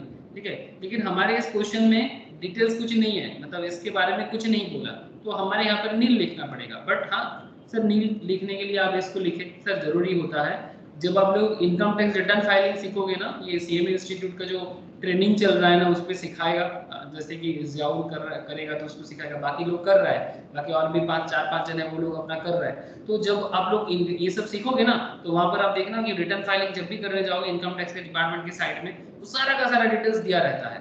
बस आपको जानकारी होना चाहिए कि भाई कौन सा चीज आएगा और कौन सा चीज नहीं आएगा। भास्ट है, थोड़ा भास्ट है, बट बड़ा इंटरेस्टिंग है, बस अगर आप मैटर को समझ पाओ। नेट इनकम, बस समझ में आ गया सर? इतना ही पूछा था क्वेश्चन में।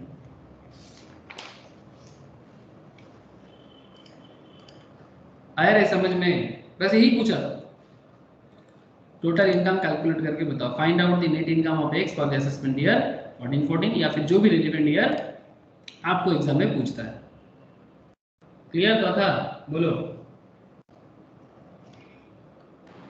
है सर। बढ़िया है सर, एकदम बढ़िया है।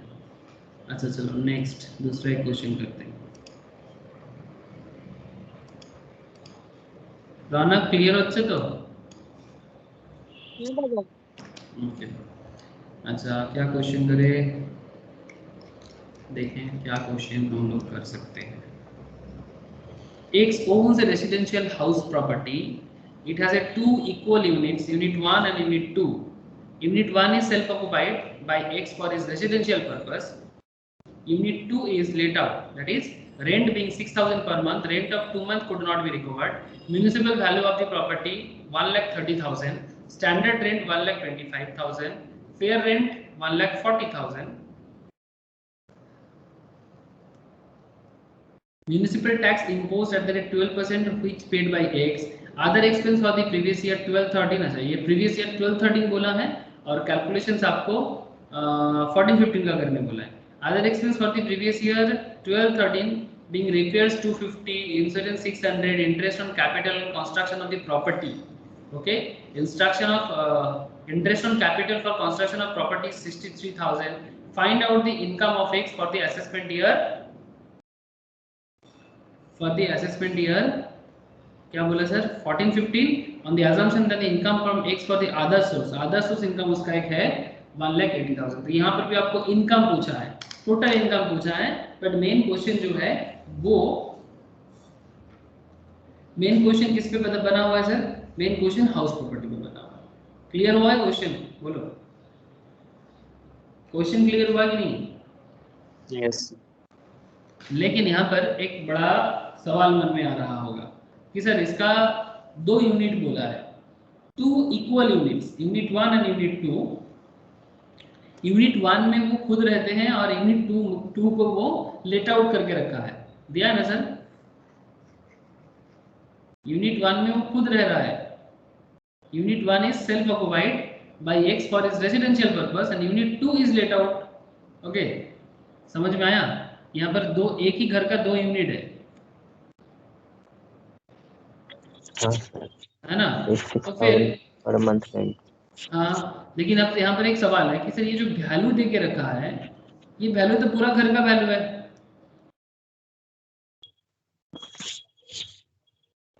पूरा घर का वैल्यू है और उसमें एक पोर्शन में आप रहते हो और एक पोर्शन को आप लेट आउट करते हो।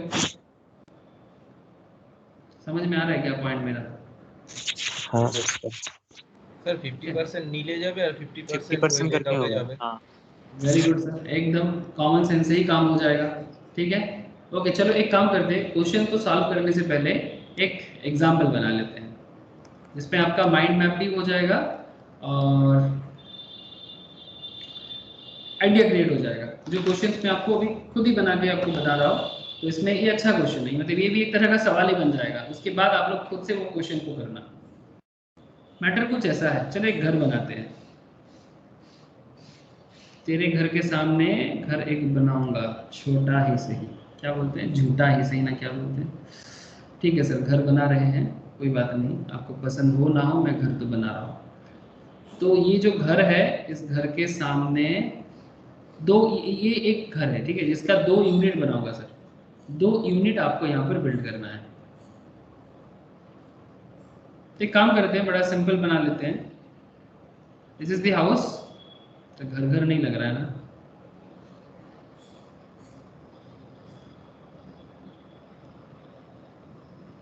आप घर लग रहा है। ओके, अच्छा इसका ये एक पोर्शन है नीचे वाला पोर्शन और एक पोर्शन है ऊपर वाला पोर्शन, ठीक है। अच्छा क्या करेंगे, ऊपर पे रह जाते हैं सर, छत यूज करने का मौका मिलेगा, इसमें तो छत पे चढ़ नहीं सकते। ओके ठीक है, सेल्फ ऑक्युपाइड ऊपर वाला में आप रहते हो, नीचे वाला को लेट आउट कर दिए, ठीक है।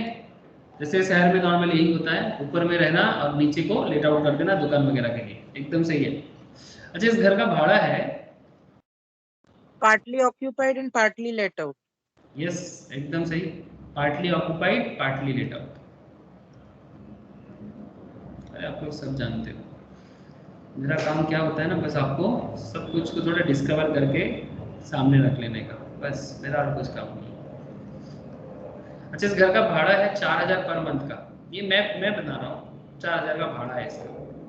इसका भाड़ा अगर 4000 है और ये भी बोल के रखा कि अनरियलाइज्ड है कुछ 8000 का, 8000 का अनरियलाइज्ड है, ठीक है।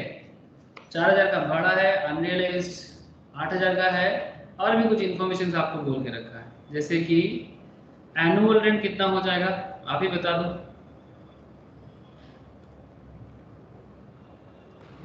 48,000 48,000 सर। 4000 करके 12 महीने का है ना, 48,000। 4,48,000, वेरी गुड सर। 48,000 इसका एनुअल रेंट है। अच्छा इसका वैकेंसी के बारे में कुछ नहीं बोला, बट अनरियलाइज्ड बोला है। 2 months হবে তাহলে। हाँ আনরিয়েলাইজড যদি 8,000 হয় তাহলে 2 months এর মানে ভাড়াটা পাইনি। हाँ you can say that, but unrealized is not your loss है ना, unrealized is not your loss, you can तो बाद में मिल सकता है ना, एक्रू है, वेरी गुड सर। अनरियलाइज्ड है 8000, तो इस साल नहीं मिल रहा है तो 8000 हटा दो, बट वैकेंसी के बारे में कुछ नहीं बोला यहाँ, तो 48,000 तो 8,000 चला जाएगा ना, तो वैल्यूएशन क्या हो जाएगा 40,000। तो ये 40,000 को क्या बोलेंगे sir? ARR sir, actual, very good sir, actual ना, एक्चुअल रेट या ARR, very good. Okay now but point is that जब भी आपको ऐसा क्वेश्चन मिल गया जिसका वैल्यूएशन सब अलग अलग है, ठीक है, तो से फॉर एग्जांपल म्युनिसिपल वैल्यू है 80, फेयर रेंट इज 85,000, मतलब सब ऐसे ही करके सोच लो। Standard rent is 90, municipal tax is 10 and interest is 20, ये गिवन है आपको, ठीक है, दिस इज गिवन। तो क्या करोगे अभी? স্টেপ 1 করব ফার্স্টে। हाँ कैसे करोगे स्टेप 1? এই যে মিউনিসিপাল ভ্যালু আছে, ফেয়ার রেন্ট আছে, স্ট্যান্ডার্ড রেন্ট আছে, আগে হায়ারটা নেব, ওটার সাথে কম্পেয়ার করে যেটা লোয়ার হবে সেটা নেব ফার্স্টে স্টেপ 1। क्या बस यही करना चालू कर देंगे या फिर कुछ और हाँ सर करना डिवाइड चाहिए? করতে হবে আগে तो इक्वल यूनिट जे पहले पोर्शन अलग करना, डिवाइडेड बाय 2 कर लो, है ना, यही तो मैं बोलना चाह रहा था। ये जो वैल्यू दिया है ये दो पूरा घर का है, this is for the whole house, but आपके पास घर का दो अलग यूनिट है, एक पे आप रहते हो और दूसरा आप लेट आउट कर रहे हो, ठीक है। तो जब भी आपके सामने ऐसे एक घर का दो यूनिट दे देना, हमेशा याद रखना उसको डिवाइडेड बाय दो हिस्सों में बांट लेना, ठीक है। कोई बोलेगा सर अगर किसी का 3 हिस्सा है 4 हिस्सा है, दैट्स अ डिफरेंट इशू, उसमें मैं बाद में आ रहा हूँ, तो 3 हिस्से में बांट लेना, ठीक है। और अगर किसी का 4-5 घर है तो उसका भी सम्स है सर, अगर किसी के पास एक से ज्यादा घर है, 2 घर 3 घर 4 घर 10 घर भी हो सकता है, उसका क्या होगा वो भी मैं बताऊंगा आगे आगे, बट फिलहाल इसको सॉल्व कर लेते हैं कि एक घर का 2 यूनिट है तो फिर उसको क्या कर सकते हैं, जो नॉर्मली ऐसा ज्यादा देखने को मिलता है।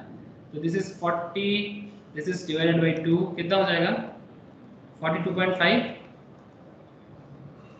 45। म्युनिसिपल टैक्स भी डिवाइड होगा कि नहीं होगा? হ্যাঁ স্যার হবে, একটা নীল হবে আর একটা হাফ ওখানে हाँ চলে सर। যাবে। मतलब बेसिकली म्युनिसिपल टैक्स अगर देखा जाए तो 5 है ना, 5 और इंटरेस्ट होगा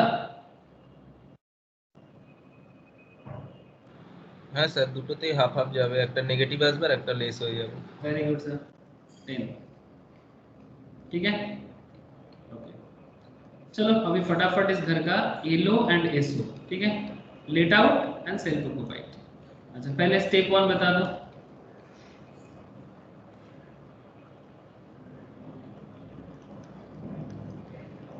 बोलो स्टेप 1 लेट आउट प्रॉपर्टी का ही सब कुछ करना होता है, एसओ का तो नील होता है, एसओ का तो वैल्यू नील होता है, इसका स्टेप 1 बता दो सर।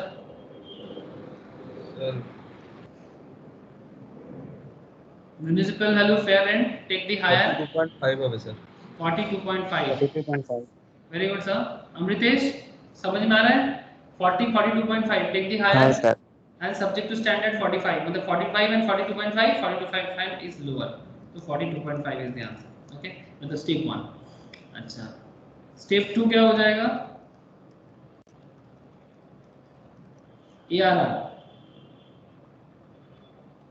ARR कितना है आपका 40,000 ना। हाँ सर। तो 40,000 step 1 is 42,500 these are all rupees in thousand ना। step 1 is 42,500 and actual rent is 40,000 तो 40,000 अगर ज्यादा होता तो step 2 आता बट ये तो लोअर है 40k is lower ना। হ্যাঁ স্যার এখানে স্টেপ 2 আর আসবে না, স্টেপ 3 চলে যাবে। Very good sir step 2 not applicable but क्या स्टेप 3 आएगा यहाँ पर হ্যাঁ স্যার। हाँ सर क्यों स्टेप 3 क्यों आएगा স্যার আনরিয়ালাইজড রেন্ট রয়েছে। अनरियलाइज्ड के कारण कभी स्टेप 3 नहीं आता है वैकेंसी के कारण आता है। अनरियलाइज्ड के कारण कभी स्टेप 3 नहीं आना चाहिए वैकेंसी के कारण आता है। अनरियलाइज्ड वैकेंसी दोनों एक साथ हो तो भी आएगा बट मेन रीजन क्या है वैकेंसी। अगर वैकेंसी होता तो इसको स्टेप 3 में लाते बट यहाँ पर सिर्फ अनरियलाइज्ड है और अनरियलाइज्ड कभी भी आपका स्टेप 3 का रीजन नहीं हो सकता। ये भी देखो मैं कल आपको लिखा के रखा था बड़ा सिंपल करके लिखा के रखा था स्टेप 1 स्टेप 2 स्टेप 3 देखो क्या बोलता है if actual rent received or receivable is less than step 1 then step 2 not applicable but if such a decline is due to vacancy not any other factor then step 3 come into picture। देखा फिर से rule में ही फंस गए ना। Unrealised सिर्फ unrealised के कारण कभी भी स्टेप 3 नहीं आता है। अगर वैकेंसी अनरियलाइज्ड दोनों रहेगा तो भी आएगा ओनली वैकेंसी के कारण अगर ARR कम होता है तो भी आएगा। याद रहेगा सर बोलो। हाँ सर। तो क्या हो गया नील सॉरी नील बोला नॉट एप्लीकेबल तो स्टेप 3 नहीं आएगा बस। तो फिर आपका GAB क्या हो जाएगा তাহলে স্টেপ 1টাই হয়ে যাবে 42.5। एग्जैक्टली 42.5 इज द GAB ठीक है। अच्छा less M tax municipal tax कितना होगा 5 ना। यस हाँ सर। NAV कितना हो जाएगा 37.5 लेस स्टैंडर्ड डिडक्शन ये तो आएगा देना ही देना है क्वेश्चन तो छुप भी रहे तो भी देना है 30%। 37.5 का 30% कितना हो जाता है 11.25। 11.25 very good less interest on borrowed capital कितना हो जाएगा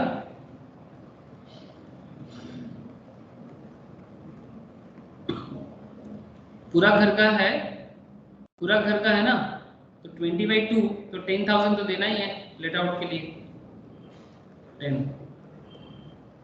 बस हो गया। सेल्फ ऑक्युपाइड का क्या करेंगे, सब नील है ना?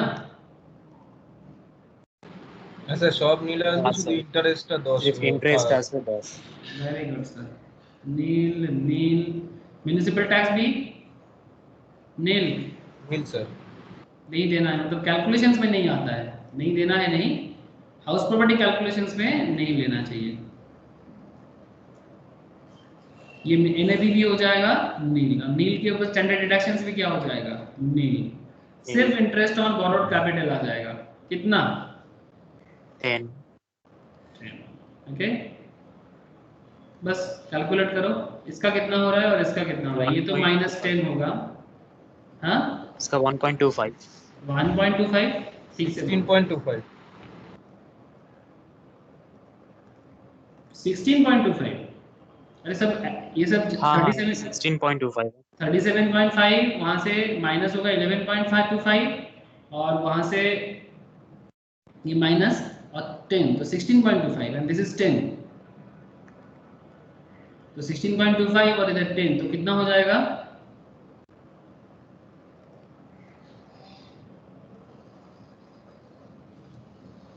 Income from house property. Income from house property कितना हो जाएगा सर? 16.25 और इधर -10 है ना, ये नेगेटिव है, ये आपको एडजस्ट करने का मौका मिलेगा। -10 आपको एडजस्ट करने का मौका मिलेगा, सेट ऑफ कर सकते हो इसको, ये दोनों में सेट ऑफ हो जाता है। तो अल्टीमेटली हाँ कितना सर, इनकम हो गया? 6.25। 6.25। समझ में आया?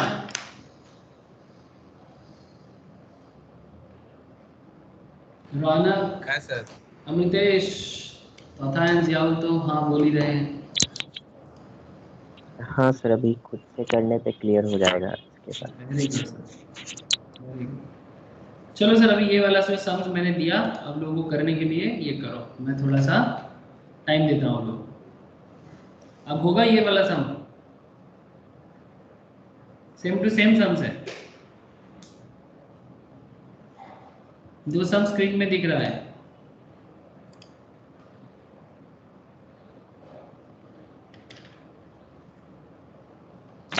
सर मेरे से अभी तो नहीं हो पाएगा, अभी पूरा मुझे अच्छा एक काम करना करना, पड़ेगा एक प्रीवियस। एक एक काम करना, ठीक है सुनो, एक काम करना, इसको हाँ अभी नहीं करना है, घर में करना, ठीक है? सभी को बोल रहा हूँ, हाँ सर। ठीक है? क्योंकि मैंने सिमिलर टाइप ऑफ क्वेश्चंस करवा दिया अभी एग्जाम्पल बना के, तो आप इसको घर में आराम से कर सकते हो, ठीक है ना सर? हाँ सर। हाँ सर। इसको मैं होमवर्क दिया, जरूर करना सर। हाँ, ये थोड़ा सा मे बी आपको थोड़ा ट्रिकी लग सकता है, लेकिन हाँ सर, मैटर और इट डज। पहला वाला क्लास करके हम ये करेंगे, क्योंकि ARR के पास थोड़ा सा हाँ मैं समझ गया, लास्ट वाला क्लास कंफ्यूजन कर हो लेना। जाता है। हाँ हाँ मैं ठीक है, मैं समझ सकता हूँ, वो वाला क्लास करके करना, कोई डाउट नहीं रहेगा, ठीक है? ओके, नेक्स्ट देखते हैं क्या क्वेश्चन है।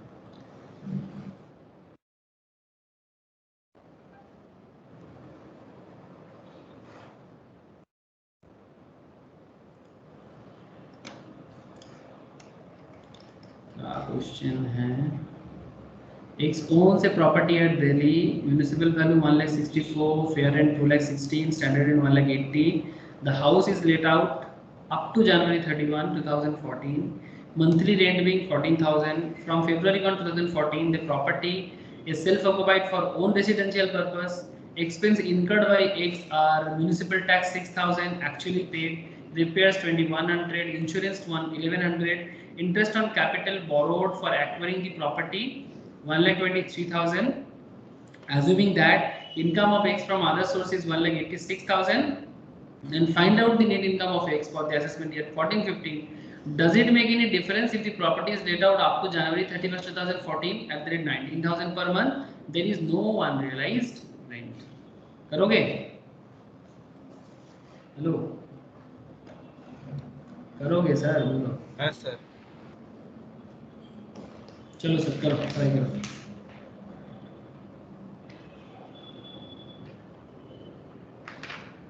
चलो सर ट्राई करो, नो इशू। রানা ট্রাই করছিস? রানাকে আওয়াজ পাচ্ছি না একদম।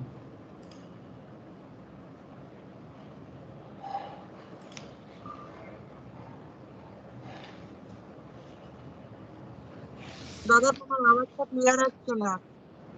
কেন? সবাই তো পাচ্ছে, सबको मेरा आवाज तो क्लियर ही आ रहा है, तुझे क्यों नहीं आ रहा है? तो আমি जरूर একবার কেটে জয়েন করব। कर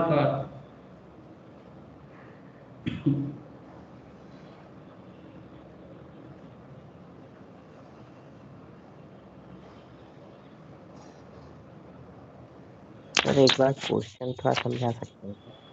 क्वेश्चन थोड़ा समझाएंगे, ऑब्वियसली समझाएंगे, क्यों नहीं समझाएंगे, काम है सर समझाना।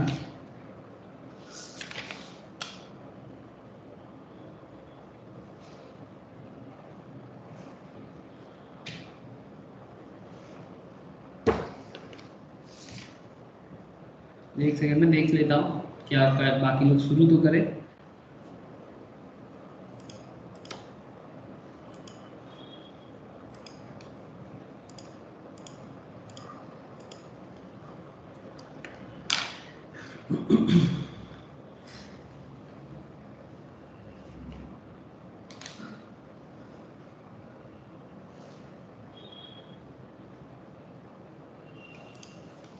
देख क्वेश्चन एकदम सिंपल। রানা এবারে আওয়াজ আসছে? হ্যাঁ দাদা। ओके चलिए वाला क्वेश्चन कर फटाफट।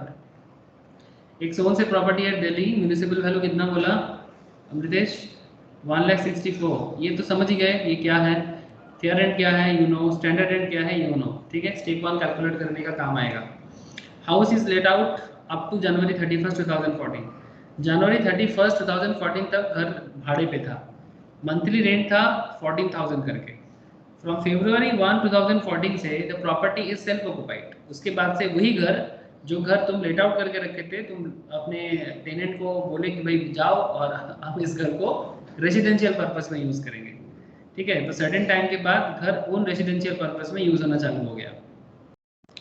Expense incurred by X are municipal tax 6,000 actually paid, repairs 2,100, insurance 1,100, interest on capital borrowed for acquiring the property 1,23,000. Assuming that income of X from other source 1,86,000, find out the net income of X for the assessment year 14-15. Does it make any difference? क्या कोई difference होगा अगर property let out रहता जनवरी 31, 2014 तक और भाड़ा होता rent होता 19,000 करके? बोला कि क्वेश्चंस में कोई अनरियलाइज्ड रेंट नहीं है। क्वेश्चन तो क्लियर है अभी?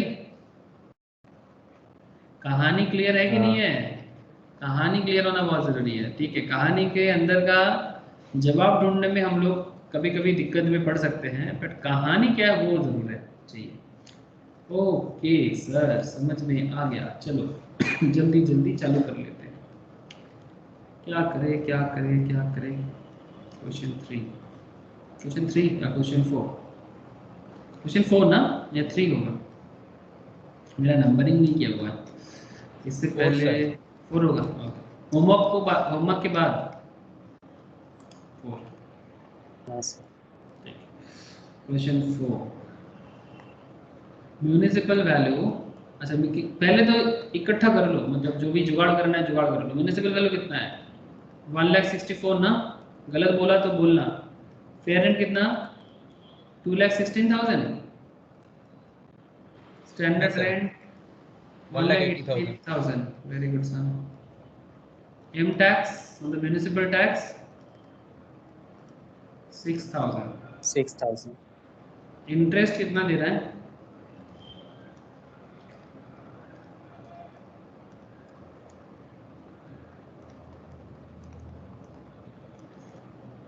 कितना दे रहा है इंटरेस्ट? ये देखो, interest on capital borrowed for acquiring the property 1,23,000 है ना? 1,23,000 ना, तो इंटरेस्ट 1,23,000 है सर। ठीक है, तो जो हमें डेटा चाहिए वो आप पहले कर लो। अच्छा पहले और कुछ चीजें भी, लेट आउट कितना दिन तक है घर आपका?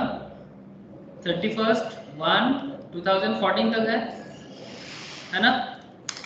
31 जनवरी 2014 तक तुम्हारा घर लेट आउट किया हुआ है, भाड़े पे दिया हुआ है। अच्छा तुम्हारा एनुअल रेंट कितना होना चाहिए?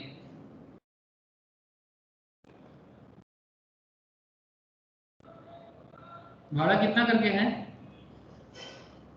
14,000 करके भाड़ा है, तो एनुअल रेंट कितना होगा? into 12 1,68,000। 1,68,000। अच्छा, ये तो फिर आप मुझे एक चीज बताओ कि आपका घर लेट आउट है 31 जनवरी तक, तो ये जो साल है, ये जो पर्टिकुलर ईयर है, ये चालू कब हुआ था? 13-14 ना। 13-14 का स्टार्टिंग क्या है? 1 अप्रैल से लेके 31 अप्रैल 2013 से लेके 31 मार्च 2014 तक। हाँ सर। और तुम्हारा लेट आउट कब तक है? 31 जैन तक। 31 जैन तक। 2014। तो फिर इस पर्टिकुलर साल में कितना साल, तुम कितना मतलब how much month is actually let out is there? 3 months, sorry, 9 months। How many month? 9 months और 10 मंथ्स? जनवरी 31 तक है। 10 मास सर। 10 मंथ ना, अरे काउंट करना। हाँ, अप्रैल से लेके 10 months तक जनवरी, है। हाँ, अप्रैल से लेके जनवरी कंप्लीट करना है, तो 10 मंथ्स। तो अप्रैल टू जनवरी तुम्हारा घर लेट आउट किया हुआ है। लेट आउट है अप्रैल से लेके जनवरी एंड तक, जैन एंड तक, तो इक्वल्स टू 10 मंथ। तो फिर एनुअल रेंट तो ये है, बट एक्चुअल रेंट तुमने कितना मिला तुम्हें? 1,40,000 सर। 10 इंटू 14,000, 1,40,000। ये वाला एरिया क्लियर है सबको?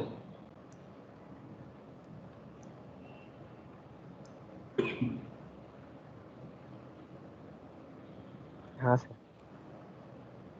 अब फिर सिंपल स्टेटमेंट बना लो, बार बार मैं लिख सकता हूँ, ठीक है, लिख लो। स्टेटमेंट बनाना आता है ना, जैसे लिखते हैं ना बार बार एक ही चीज़ें, स्टेटमेंट ऑफ कॉम्पिटिशन ऑफ, जैसे लिखते हैं।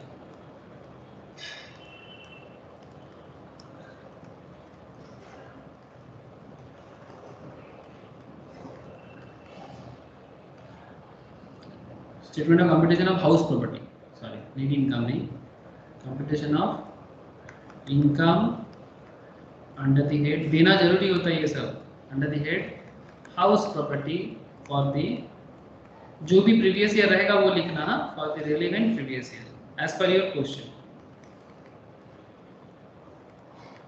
हमारे इस क्वेश्चन में क्या है प्रीवियस ईयर? 13-14 है ना, एक 13-14, हाँ 13-14।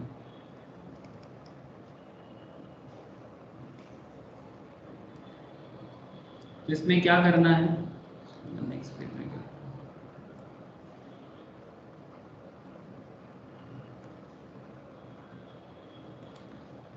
क्या हो जाएगा sir? Particular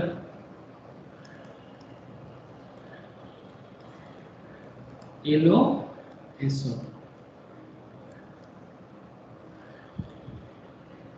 let out property. अच्छा, स्टेप 1 क्या हो जाएगा? घर तो अब तो जनवरी तक तो घर लेट आउट नहीं था, तो स्टेप 1 या आरईआर क्या हो जाएगा sir? Sir 1,50,000। 1,64,000, 2,16,000, take the higher, and 2,16,000 and 1,80,000, take the lower। 1,80,000 होगा ना, यही बोला क्या? yes, স্যার এগুলোকে স্যার ভাগ করবেন না, এটা তো আলাদা আলাদা স্যার। क्या? একটা স্যার মানে লেট আউট প্রথম পর্যন্ত ছিল, তারপর তো স্যার সেলফ অকুপাইড হয়ে গেছে। Very good question, but sir यहाँ पर देख, घर का मैक्सिमम हिस्सा मतलब the maximum portion of time जो हमारा घर है, इसका एक सेक्शन है, मैं लिखाऊंगा इसका। एक्चुअली ये सेल्फ ऑक्युपाइड प्रॉपर्टी, मतलब एक्चुअली इसीलिए मैंने इसको ना बाद में लिखाया, मतलब ये जो बेनिफिट है ना, ये अवेलेबल नहीं होता है, ठीक है। ये एज पर सेक्शन 23 का एक सेक्शन है, मैं नीचे नोट लिखाऊंगा तुम लोग को, ठीक है। In this case, benefit of section 23 subsection 2 clause is not available and its annual value shall be computed as if the property is let out throughout the year, ठीक है। इस केस में ये वाला बेनिफिट तुम्हें नहीं मिलेगा, बिकॉज घर का मैक्सिमम टाइम घर लेट आउट, मतलब घर का मेन कैरेक्टर लेट आउट था। बात को समझना, बात को समझना, घर का जो मेन कैरेक्टर था वो लेट आउट था।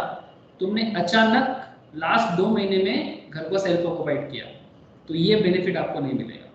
अगर ये पहले से ही तय है फ्रॉम दी एकदम from the very beginning of the previous year, ठीक है, तो जाके तुम्हें वो बेनिफिट मिलता है। जो यूनिट का जो आइडेंटिकल मैटर है ना, वो आपको पहले से ही अगर आपका था तो ही जाके आपको मिलेगा।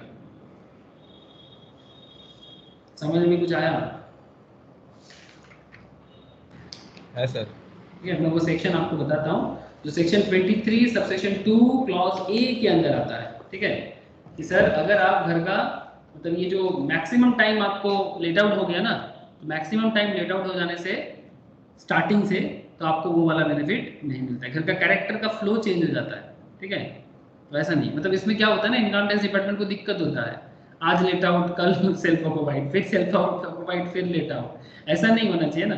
जब तक इनकम टैक्स डिपार्टमेंट को ये समझ में नहीं आता कि घर का एक्चुअल कैरेक्टर क्या है, तब तक उसको लेट आउट ही मान लेगा, मतलब क्योंकि उसमें मैक्सिमम टाइम लेट आउट रहा है।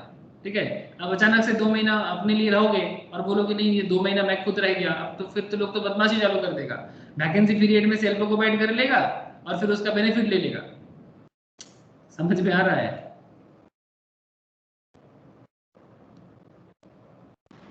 है सर। सिंपल लॉजिक है। ओके, तो इसीलिए ऐसा केसेस में आपको बेनिफिट नहीं मिलेगा। क्वेश्चंस पढ़ के मैक्सिमम कैरेक्टर देख के आपको समझ लेना पड़ेगा। ठीक है, तो चलो फटाफट इसका सॉल्व कर लेते हैं। सही समझ में आया रे सबको? मैं सोच रहा था कि कौन सवाल करेगा। सर ये सेक्शनটা तो सर लिखा नहीं सर। यहाँ पर तो लिखा नहीं है, मैं तो लिखाऊंगा। यहाँ पर लिखा नहीं है না স্যার আপনি আগের দিন নোটে লেখান নি এটা, সেটা বললাম। ना, नोट नहीं, नोट में मैंने नहीं लिखा। एक्चुअली कुछ कुछ सेक्शंस क्या होता है ना, सारा का सारा एक बार में लिखाने में मुश्किल हो जाता है, कुछ कुछ मैं पॉइंट्स के साथ साथ भी बोल देता हूँ।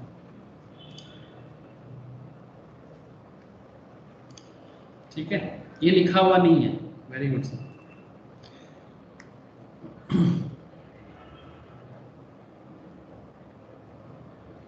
तो बोलो क्या करेंगे, बाकी तो सिंपल है। तो 1,80,000 ये 1,80,000, वेरी गुड। ठीक है, एसओ क्या हो जाएगा? नील, एसओ का एक्चुअली कुछ करना ही नहीं है, एसओ के साथ कुछ करना ही नहीं है, बिकॉज इसका एसओ का बेनिफिट इसको मिलेगा ही नहीं।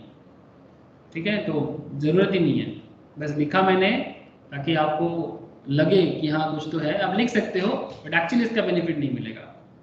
सो आगे का कैलकुलेशंस करने का भी ज़रूरत नहीं है। स्टेप 2, ARR बोलो सर।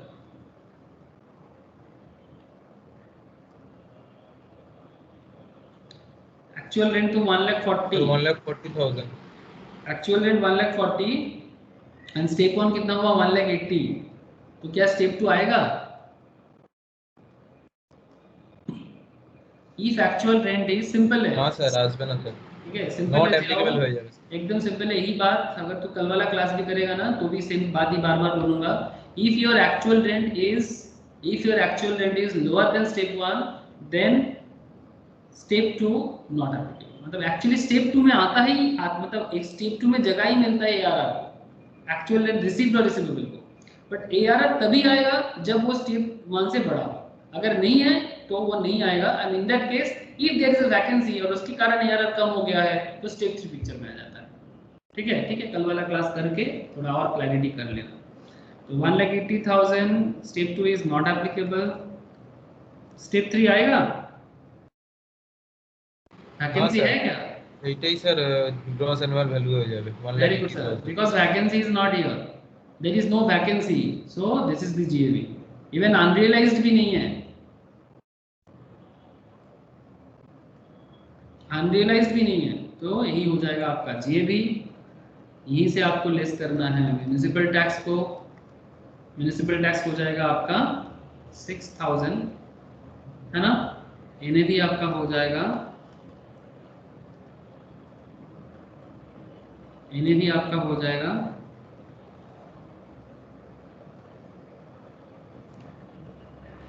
सर 1,74,000। 1,74,000। ठीक है, और लेस क्या करेंगे? Standard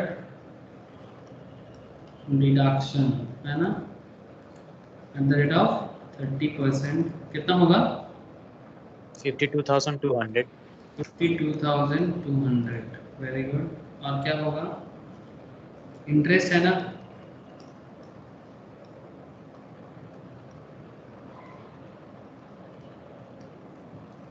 interest on borrowed capital क्या करेंगे?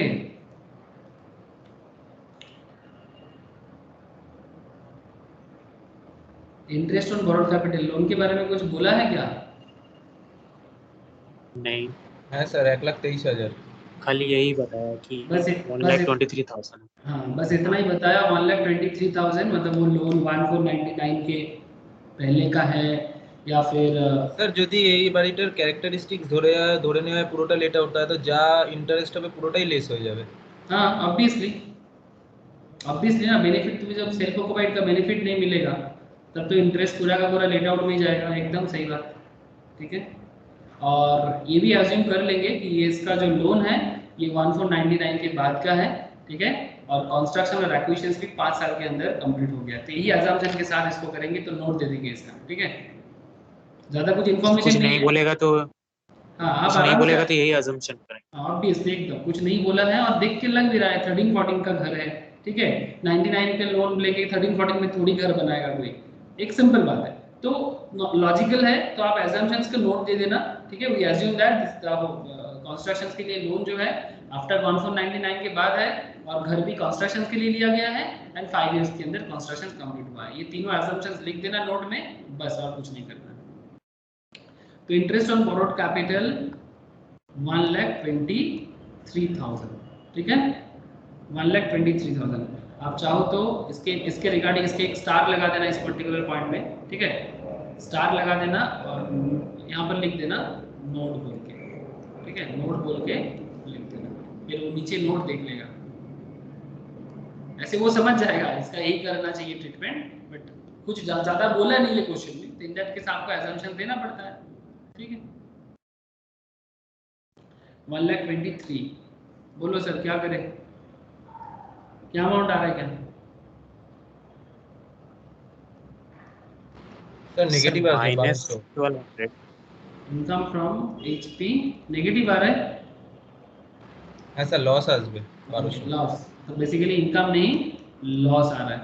Loss from house property 1200 negative आ रहा है, ठीक है। ये आपका एक केस हो गया, ठीक है।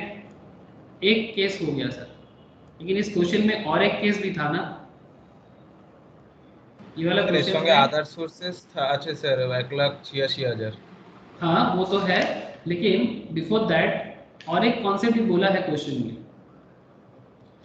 Assuming that the income of X from other sources 1,86,000, ये तो है, ये अदर सोर्स इनकम है। बट आपको और एक चीज बोला कि does it make any difference if the property is let out up to January 31, 2014 at the rate 19,000 per month. अगर घर का भाड़ा 14,000 की जगह 19,000 होता, इफ द रेंट इज 14,000 की जगह 19,000 होता, तो क्या होता? तो भी तो आपको बताना चाहिए। मतलब दो केस है ना, क्वेश्चन का क्या कंसेप्ट आ रहा है समझ में आ रहा है? इसमें दो केस है, ये जो कर रहे हो ये केस 1 है, ये जो कर रहे हो ये केस 1 है। केस 2 भी होगा, तो चलो केस 2 भी कर लो,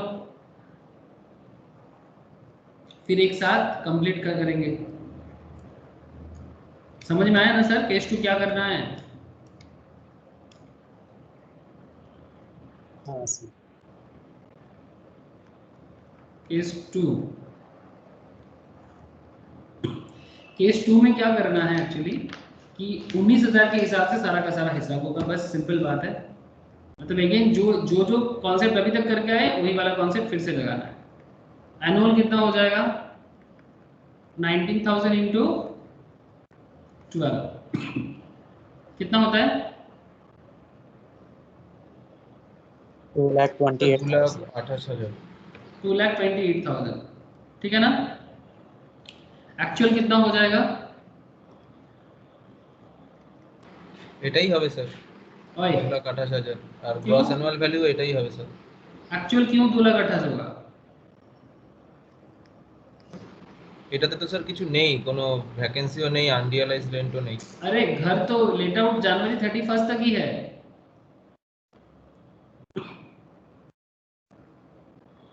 1,90,000। घर का लेट आउट तो जनवरी 31 तक ही है। मतलब 2 महीना मेरा घर तो मैंने सेल्फ ऑक्यूपाइड के लिए ले लिया ना, तो उसका रेंट तो मुझे नहीं मिलेगा। हाँ ना सर। तो फिर वो भी तो 10 महीने का ही हिसाब होगा, 10 मंथ का ही तो हिसाब होगा। यस और नो? बोल तथा बोल। हाँ ठीक है। हाँ सर। ओके, बस अब क्या करना है, पर्टिकुलर दो और ये लो करो, पर्टिकुलर लेट आउट। तो पर्टिकुलर में स्टेप 1 क्या हो जाएगा, बोलो। स्टेप 1 तो 1,80,000 था, वही होगा ना। 1,64,000, 1,02,16, 1,80,000, इसमें से हायर और 1,80,000 जो लोअर, तो लोअर 1,80,000 होगा, इसमें तो कोई प्रॉब्लम नहीं है। मतलब आरिया तो आपका 1,80,000 होगा। नाउ स्टेप 2 आएगा कि नहीं आएगा, this is the question. Step 2 आएगा, एक्चुअल 1,90,000 है, स्टेप 1 1,80,000 है सर आज भी सर आएगा। आ जाएगा sir, because error is higher than step 1, error is higher than step 1। तो जब भी एरर हायर होता है, एरर पिक्चर में आ जाता है सर। तो step 2 is error and error is 1,90,000। Very good sir. जी भी चेंज हो गया, फिर ग्रॉस एनुअल वैल्यू चेंज हो गया, और स्टेप 2 आ गया तो स्टेप 3 का कोई पिक्चर तो नहीं है, 1,90,000 जे भी हो जाएगा आपका। अच्छा, यहाँ से म्यूनिसिपल टैक्स चला जाएगा, कितना जाएगा म्यूनिसिपल टैक्स, 6,000। अच्छा, इन्हें भी कितना हो जाएगा sir, 1,84,000।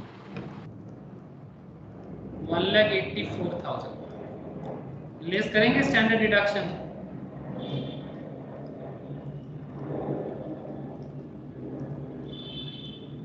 Thirty %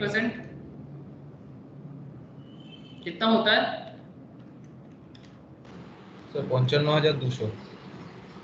55,200। Interest on borrowed capital same assumption के साथ, interest on borrowed capital same assumption है, 1,23,000। इनकम और लॉस क्या हो रहा है सर,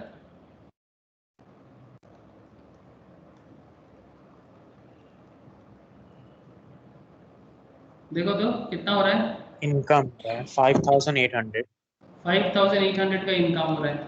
ठीक है, तो केस 1 भी हो गया, केस 2 भी हो गया। तो अभी आपको पूछा था net income for the previous year, net income for the previous year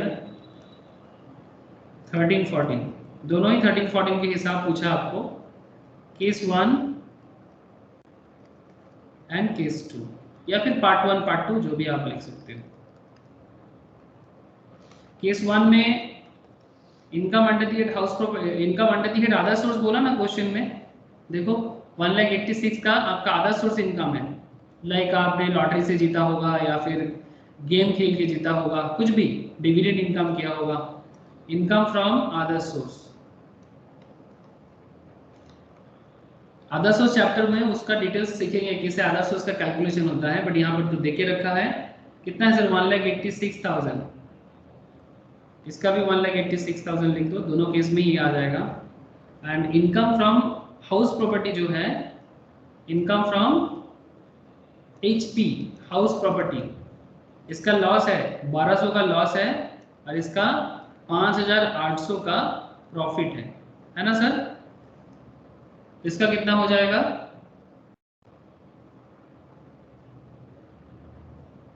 $1,86,000 minus 1,200, sir ওটা আসবে 1,84,800 আর আরেকটা আসবে 1,91,800।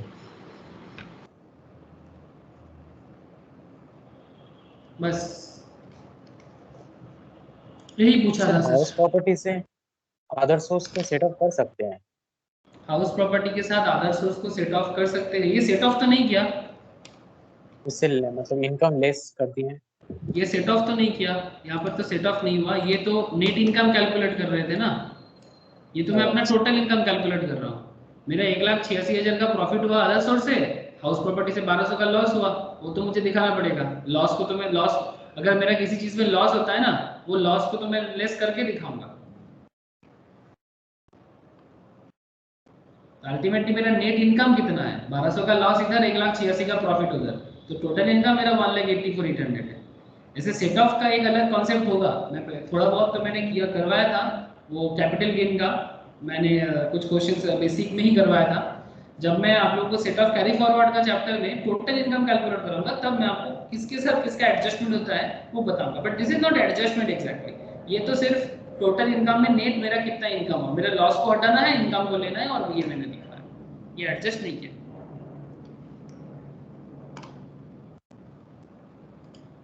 समझ आ गया सर? क्वेश्चन समझ में आ गया? স্যার বলছি স্যার ওই সেকশনটা একটু বলবেন স্যার, লিখে নেবো নিচে তাহলে ओ নোট अच्छा দিয়ে। अच्छा, हाँ नोट लिख ले सर। वो क्यों इसमें बेनिफिट नहीं मिल रहा है वो वाला लिख ले। एग्जैक्टली, वेरी गुड सर, मैं तो भूल गया था।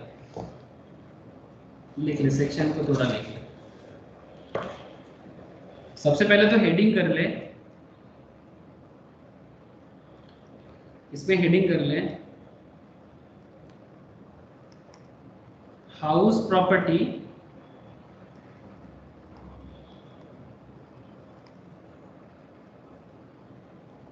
is self-occupied is ASO for a part of the year, ASO for a part of the year,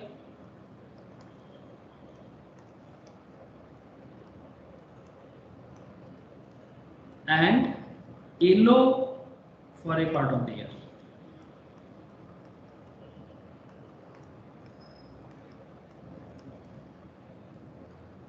ठीक है, house property is ASO for a part of the year and ELO for a part of the year. Okay, तो ये हो गया आपका। ASO मतलब समझ गए ना, सेल्फ ऑक्युपाइड, ELO मतलब लेट आउट। तो प्रॉपर्टी जो है वो part of the year self occupied है, part of the year let out है। तो क्या लिखना है in this case?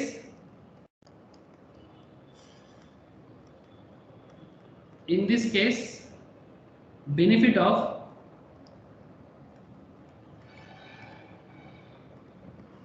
section 23 subsection 2 clause A, okay, is not available.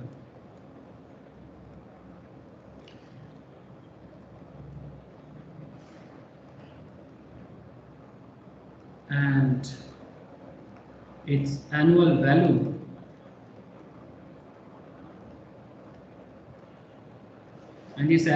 shall be computed,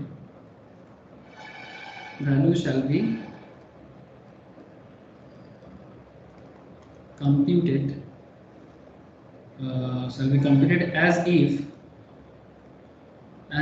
the property is let out, ELO, okay, ELO means let out throughout the year, यही मान लिया जाएगा throughout the year. In this case, the period of occupation of property for own residence shall be irrelevant. In this case, the period of occupation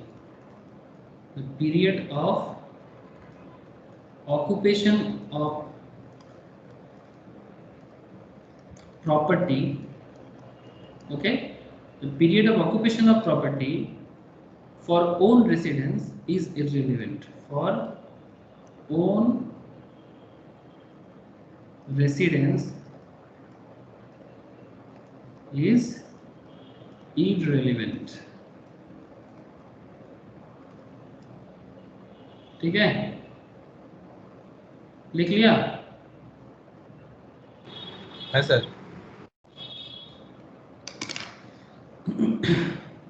मैं सारा का सारा यहीं पर लिखा दिया कि मेरा पास और पेज नहीं था इस पर्टिकुलर बोर्ड में।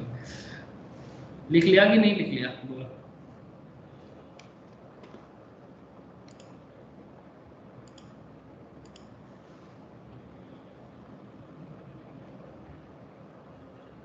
हो गया सबका?